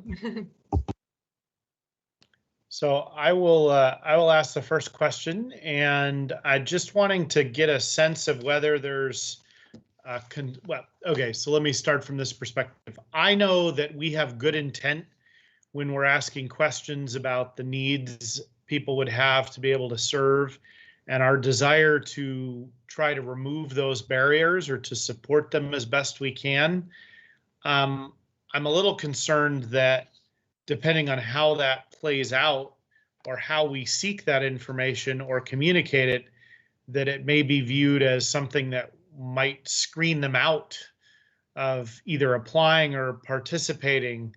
How is that going to be managed and dealt with? And is that a concern that you all share? Thanks for that question. We included that question in the application to get a sense and maybe have a conversation early on about what is needed. And I think we're open to trying to find a solution to make sure that community members can participate and that we're not discriminating against or trying to not help them get past those barriers. So I think just continue conversations. Eduardo, if you have anything to add on that front. He says no. No. And if you have suggestions on how we should approach it, we're open to ideas too. And I see Steve's camera's on if you might want to join in. I certainly think, I'll let Steve join in a moment. I certainly think that may be, better assessed from a genuine caring perspective by having the conversation. I guess what I worry about is someone who looks at that question and goes, oh, they're not going to pick me, and then just doesn't even apply. So just if there's more consideration given to that and when in the process, maybe that's most appropriate. I think it, being able to communicate it genuinely probably would come better in a verbal discussion. But City Manager Reimer, you have some thoughts? Thank you, Mayor, and thanks to both my teammates for the presentation.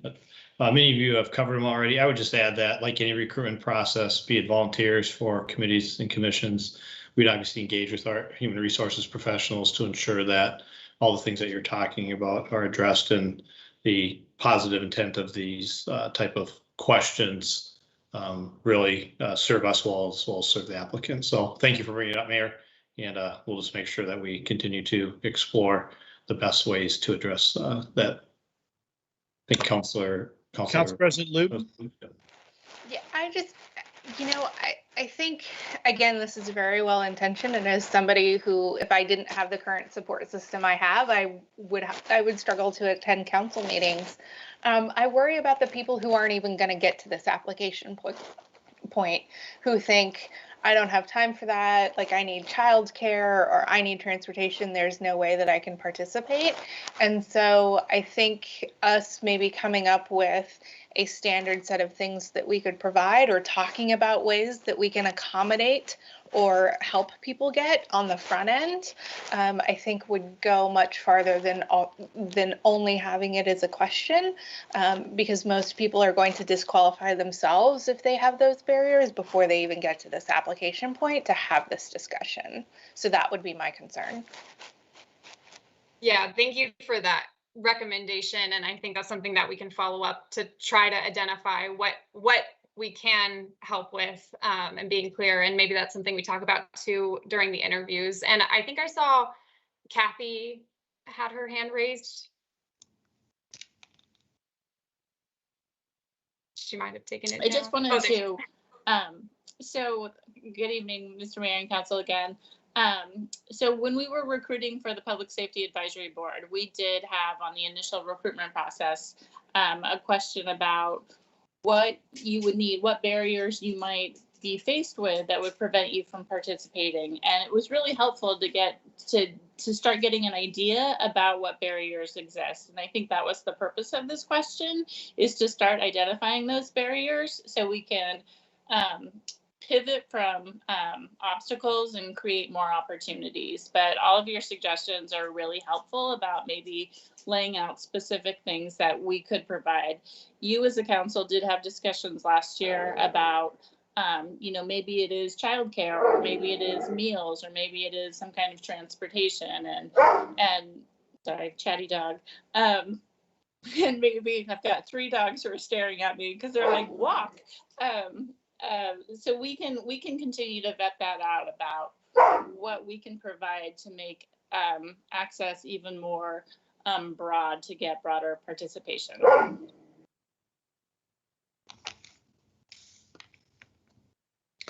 And it could be as simple as just putting a statement before that sentence that says, our intent is to eliminate or reduce as many barriers as possible so you can participate. Given that, what do you perceive?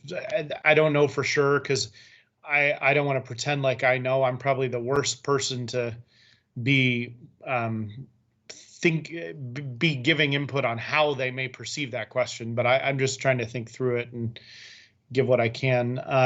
Councillor Newton, do you have some things to share? And then we'll go to Councillor Goodhouse. Yeah, just a couple of things. First of all, I'm a little bit concerned about the timing, and I sent Steve an email about this, of having everybody's term expire at the end of the year. We used to have that, and it was really difficult to get everybody scheduled for interviews because of the council and staff time. If you've got 15 people that have applied, that, breaks that up into 2 nights. And if you've got 2 or 3 committees as a counselor you're on. So we split it purposely to the end of June and the end of December for that reason. I'm not concerned either way, but I think we just need to think about that at the end of, in the fall, the end of the year, trying to schedule that. The other thing that I would comment on is I had an encounter with a woman whose Spanish is her primary language, was really interested, but she does not have access to a computer. There's no way she would know any kind of opportunities, and she was stunned to find out she could apply. She didn't know anything about it. So I was wondering, if we're going to be recruiting all year, is there an opportunity when I go down to the farmer's market to have a couple of applications, or I could take my iPad and help people navigate it? If we're going to be taking applications all year, I think we ought to be thinking about maximizing the opportunities when we're engaging with people one-on-one, because that allows us to get into the conversations. I agree with the mayor. Maybe at the front of the application, we should be saying we want to try to accommodate, as many people as we can serving. And if there's, try to focus that question so they understand we're interested in trying to accommodate them. So I would support having those access to those applications at every opportunity. And then the last thing I will say is, I'm assuming this is just the recruitment process, and you'll be doing work on the onboarding and liaison roles and all that, because there's a little bit of inconsistency there as well. So I think the recruitment process, having that consistent is great, but we also want to make sure people have a generally consistent process moving forward as well. So those are the things that I would have to say. All right, we'll go to Councillor Goodhouse, and then Councillor Shaw, you'll be on deck. Thank you. I was gonna the only reason I raised my hand, I was just gonna, while we're on the topic of the services. 2 things. One thought was, rather than asking while people are applying and collecting the data that way, why not do a public outreach just in general, saying, if you were to be on a committee or want to be on a committee or so forth, what services would you need to be on there, or to be able to attend it or be part of it? And then the second part is that we're even considering that we have to have the funding available. I mean, we have, how many committee members do we have across all the committees? Maybe 40 or 50, I don't know. So if we're offering childcare, if we're offering services, we have to really have a plan in place. But my thought would be is to do it kind of blind and on the backside, where people apply, we already and let everyone know those services are offered. But after they've been picked on that committee, then they just pick which ones they want. That way it takes out the whole discrepancy, whether or not you apply and say in your application, I need childcare, this and that. Someone might think, well, hey, this person doesn't need anything, and this person does everything, where at the end, it's almost like a la carte, where, okay, now I'm been selected, I'm a committee member. Now, do you need any of these things? It's kind of like when you get hired at a company. Do you need healthcare? Do you need vision? Do you need dental? Do you need childcare? Do you need this and that? And it's often on the backside, which I think would be the best way to do it.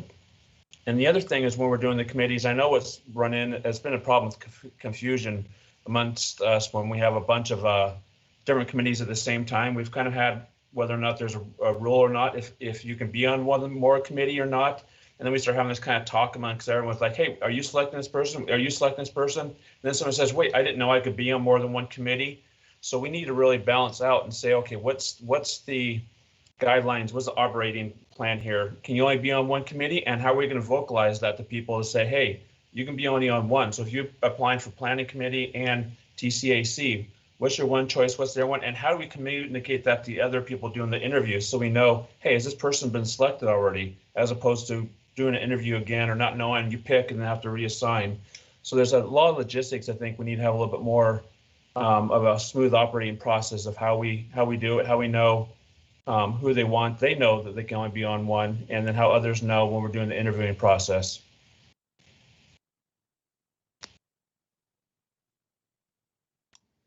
Is there a staff response to that, or have you thought through all of that, or?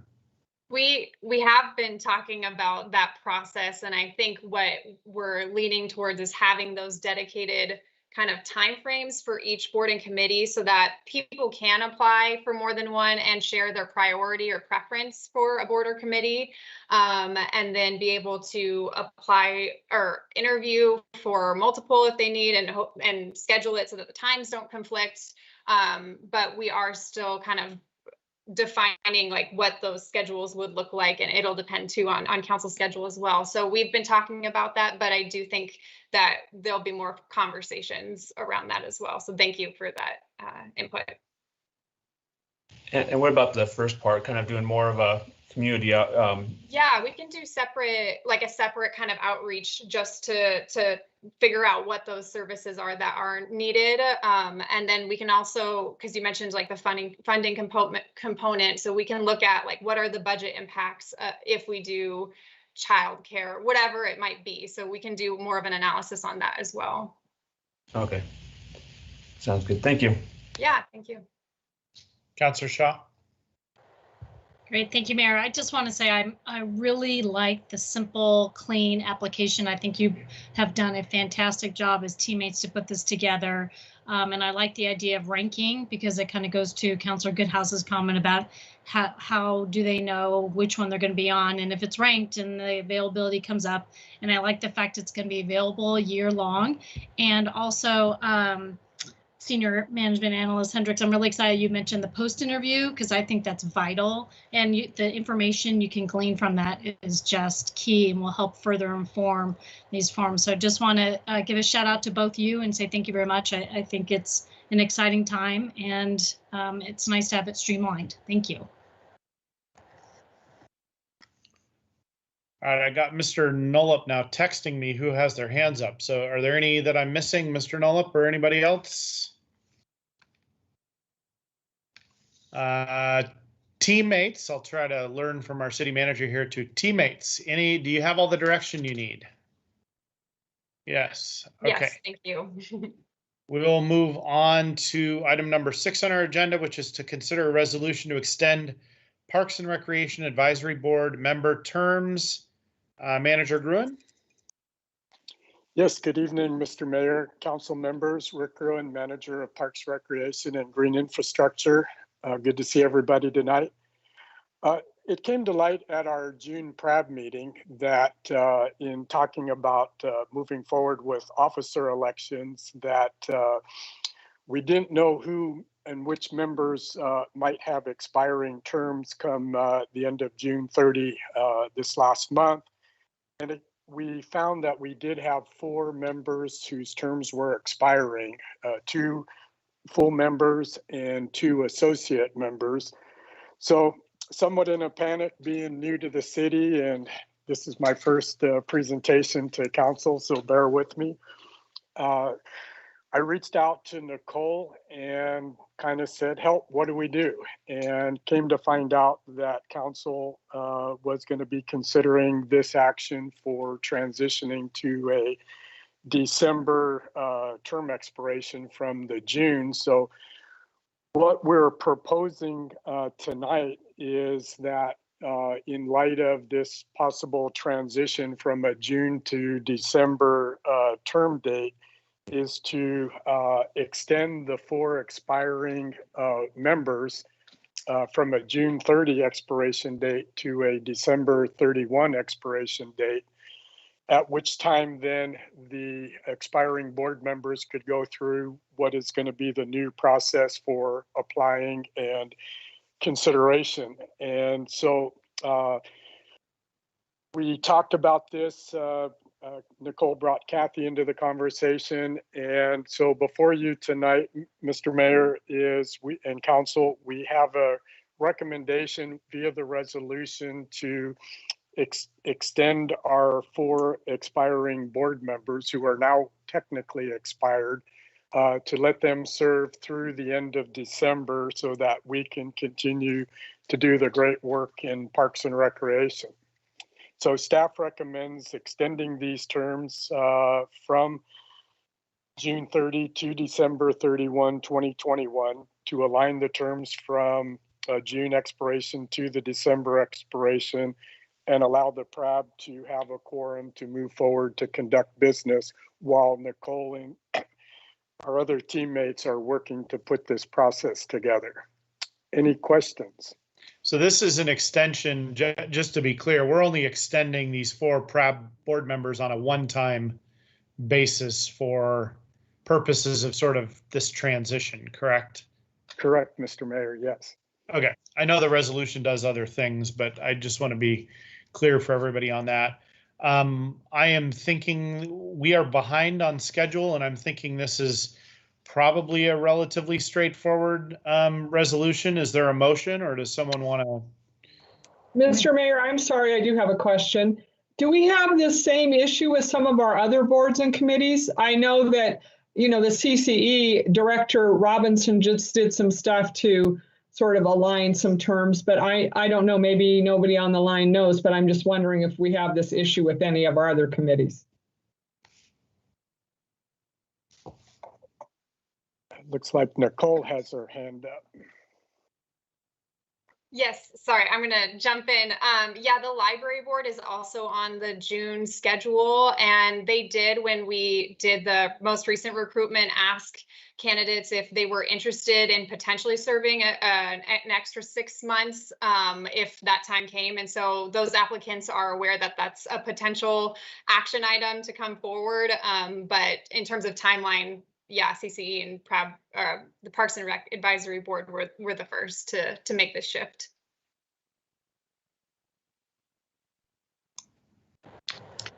All right. Anything for Nicole? You've got a comment? Or? Oh no, that was it. Sorry. Oh, that's helpful. My computer showed it after you finished speaking. Okay. Mayor, I'm happy to make a motion. Okay, please do. Great. I move to approve resolution number 21-28. I'll second the motion. Okay, it's been moved and seconded. Any further discussion? City Recorder, please read the number and title of the resolution.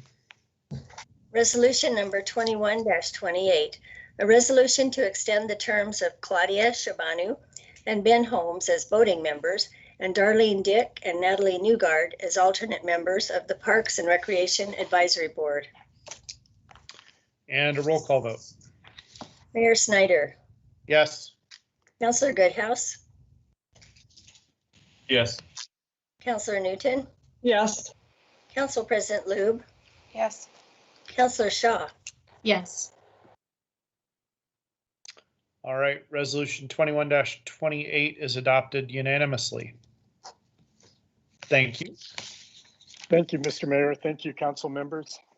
Mr. Gruen, you did great on your first presentation to council. Thank you. All right. Thank you very much. Appreciate it. Glad to have you as a teammate. All right, let's move on to item number 7, which is to consider resolution supporting Tigard Electric Vehicle Strategy TGM grant application. Planner Roth.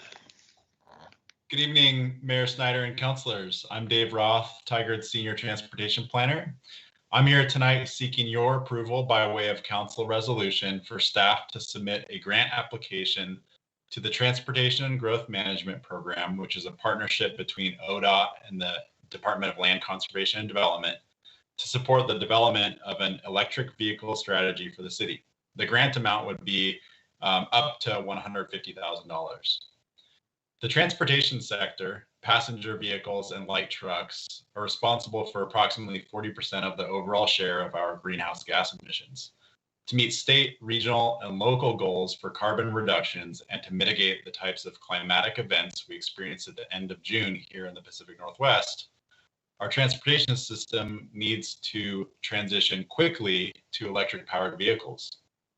Tigard's EV strategy will inform implementation actions, including local policy decisions that can be made within the next 5 years to encourage growth in the EV and small electric vehicle market in Tigard.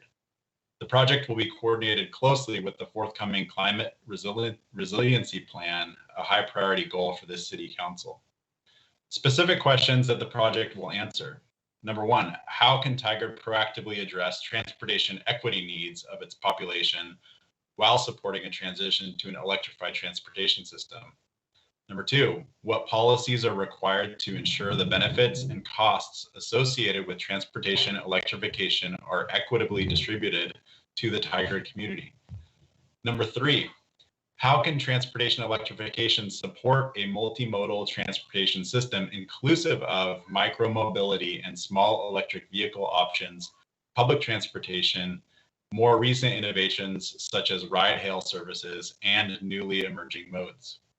Number four, how can vehicle electrification support shared mobility and mobility as a service integration with multifamily and mixed-use development here in Tigard? Are there opportunities for EV shared mobility or mobility as a service pilot projects integrated with development? What is the current availability of public facility EV charging infrastructure in Tigard? What are the future needs and opportunities for distribution and installation of EV charging infrastructure? How will the city of Tigard transition its fleet vehicles to electric vehicles over time? Finally, what TSP and/or comprehensive plan updates or amendments are required to support findings and recommendations from the strategy? And similarly, what development code updates or amendments are required to support integration of EV charging infrastructure in commercial, mixed use, and residential construction? So our recommendation to council is to support the submission of this grant, and I'm happy to answer any questions that you might have about the project. Will any of this be inwardly focused on like our own fleet, or will this all be outwardly focused mostly on big picture city, et cetera? That's a great question. We do have one task item in the sort of high level scope of the project that is targeting city fleet operations. That element of the project will have to be closely coordinated with the resiliency plan itself. So I think in terms of overall scope, the bigger scope is looking for those opportunities that we can integrate with development and thinking about public facilities and those sorts of elements. All right, Mr. Nolip hasn't texted me anybody with their hands up yet. So anyone, you want to just raise your hands visually, Councillor Goodhouse? This is exciting. This is topics last week with the National League of Cities. We had a leadership conference, and with the transportation infrastructure, we had a lot of the electric conversation. But one of the other parts we had with resiliency is not only looking at more options to charge or for the vehicles, but to look at a stable electric grid, because that's one of the biggest parts where if everything starts going more electric, but you don't have a stable electric grid, where if you're looking at areas, Tigard's not as as much of a problem, but we saw during the ice storm that if you're having areas going without power for a week, but that's the method you're using to use the vehicle and people can't get around. That part of it we look at, and this might be a bigger conversation that we have as a city with PGE or the area or the the Oregon legislation or something like that, but also to look at more of a stable and secure electric grid if we're looking at more going towards more EV vehicles. That's a great point, and there is some work at the staff level right now going after a separate, as I understand it, federal grant that would look at some of those opportunities to create a microgrid system in Tigard that would create a more stable overall system to support electrification. I think you'll probably be hearing more about that relatively soon. But that's a great point. Councillor Shaw.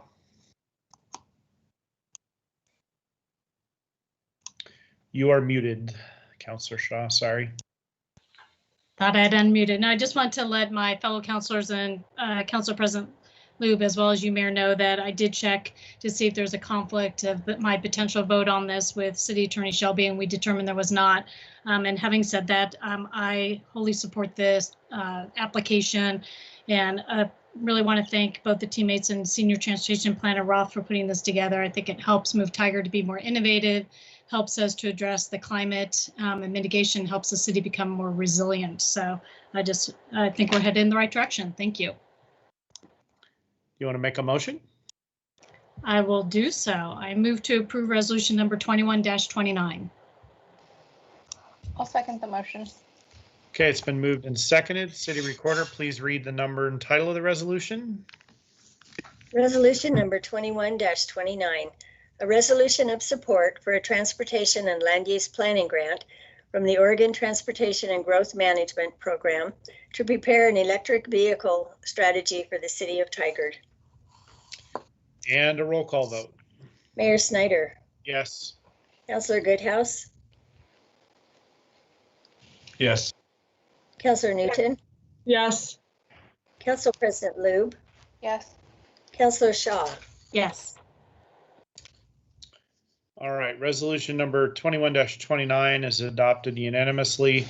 It occurs to me as I'm announcing that this seems like a topic Youth Councillor Nog might have wanted to make some comments on. I didn't see her hand up, but I want to give her the opportunity, and this actually may be a good time for me to mention a way of maybe avoiding this in the future. So I may take this moment just because it illustrates the point. Youth Councillor Nog, do you have anything you want to say about this? I unfortunately do not. I support it because I like electric vehicles. I think it's a good way on getting a more eco-friendly future, but I did not have a comment, unfortunately. Okay.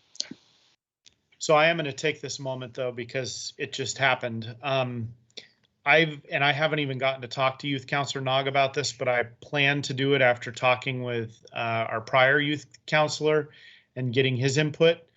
I am wondering about, and City Attorney Rahala, you may have to speak to this too at some point, and we don't have to make decisions tonight, but I'll just take this opportunity to say that one of the things I've been considering to make sure youth voice is considered on the council, even though the youth councillor can't formally vote, would be to have the youth councillor, if they're present, provide an advisory vote before all 5 of the elected members of the council vote.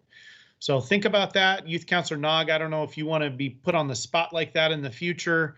That's why I was going to talk to you about it kind of one-on-one, but since the moment happened, I figured I'd at least seize the moment and illustrate the point that that might be a way of making sure that the youth perspective is formally considered every time we take an action. So think on that, everybody.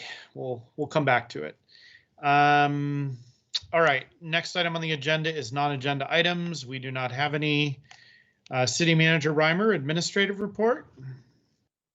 Absolutely. Well, thank you, Mayor. Thank you for making it through a meeting with the hand up sign not working. So realize all those things are harder to facilitate a meeting, but thanks for your patience in working through that. Just a few things. I also want to start by thanking our many teammates that have been involved in our Tyler project. Obviously, the council's well aware of it and the resources that we're investing for our enterprise-wide transition to our new technology.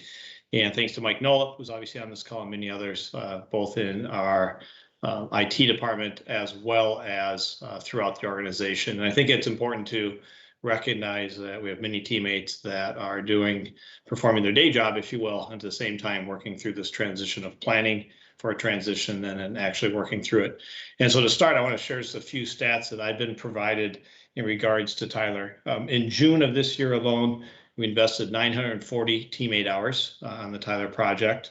When you look at October 1st of last year through June of this year, over 6,500 hours of teammate investment working through this major transition. We're quickly moving into probably our busiest time, and we're expecting the investment of time and dedication to increase by 5 to 7 times as it's been in the past. So just the numbers I've shared with you, you can imagine the amount of support that is going to be needed now. I know in my conversations, just being around City Hall and other facilities, there's many teammates that are talking about what they're doing, and at the same time, knowing that in a couple months, they need to get certain things done now because their time is going to really be consumed with the implementation phases. Which leads me to, there's 3 phases in our current 3 phases of implementation, which is our financials, which is an important part, obviously. As important is our HR and payroll system, and then our enterprise asset management. We're going to launch our utility building in this fall, which will be our 4th phase, and then in January, looking at our 5th phase. And so many things happening. And just as I started this, I do want to say thanks again to Mike and many others in this organization for supporting what it takes for something like this to be implemented. Moving on to an update last week I shared with you about the library is we had 1,000 individuals signed up for our summer reading program. Astonishingly, I got a new update this week and it's now 1,500. So in 7 short days, 500 additional registrations, which is fascinating. And so very much appreciate our team at the library keeping the energy towards this and keeping our community involved. At the same time, our community is coming back to the library and our computer use is extremely high, something that we've been talking about with the digital divide and for other reasons, but we're seeing considerable growth in the amount of use of our computers at the library as well. And we will be rolling out some additional one-on-one sessions coming up, and we will be looking for individuals to register for that. They can walk in, but at the same time, we'll be advertising how people can register for it. Our website redesign is continuing, which is another extremely exciting project and one that's long overdue. And talking with our communications manager, Kent, today, he shared information with us, but it sounds like it's been 6 or 7 years since we've gone through this. And we're very much having a user or community centric focus on this. And so no longer is the focus on what are each of the departments doing, but what does our community need on our website to make sure it's easily navigable, as well as ADA compliant, as well as many other best practices that we're learning from around the country. So kudos to Kent and the entire team for the efforts. We do hope to go live in November, and so we'll try to provide some updates along the way to see if we're tracking on that. One other thing from Public Works, just a few updates on some of the projects. Our slurry seal projects will be wrapping up. Our ADA ramp work is also going to be wrapping up rather quickly. Right now we have 24 ramps that are still needed to be finished up in the next week or so. And then our rehab work, which is going to be paving on 2 sections of 76th, will start on Thursday. And so a lot's going on in this organization, as you know. I also want to say I appreciate tonight's conversations, the agenda items. If you think of our community promise and the 5 E's, I think we touched on every single one of those E's today multiple times. And so thanks to you as a council, and thanks to our teammates and our community members, including the Planning Commission and our community members that went through Tigard Gold for really reinforcing all of those messages. And that concludes my report. Thank you. All right. I think the only thing left on the agenda is executive session. Tigard City Council will go into executive session to discuss real property negotiations under ORS 192.660 subsection 2E. All discussions are confidential and those present may disclose nothing from the session. Representatives of the news media are allowed to attend executive session as provided by ORS 192.660 subsection 4, but must not disclose any information discussed. No executive session may be held for the purpose of taking any final action or making any final decision. Executive sessions are closed to the public. At the conclusion of this executive session, the Town Center Development Agency will also enter into a second executive session to discuss real property negotiations under ORS 192.660 subsection 2E, and the same provisions apply. The meeting will adjourn after the TCDA executive session. Good night, Tigard.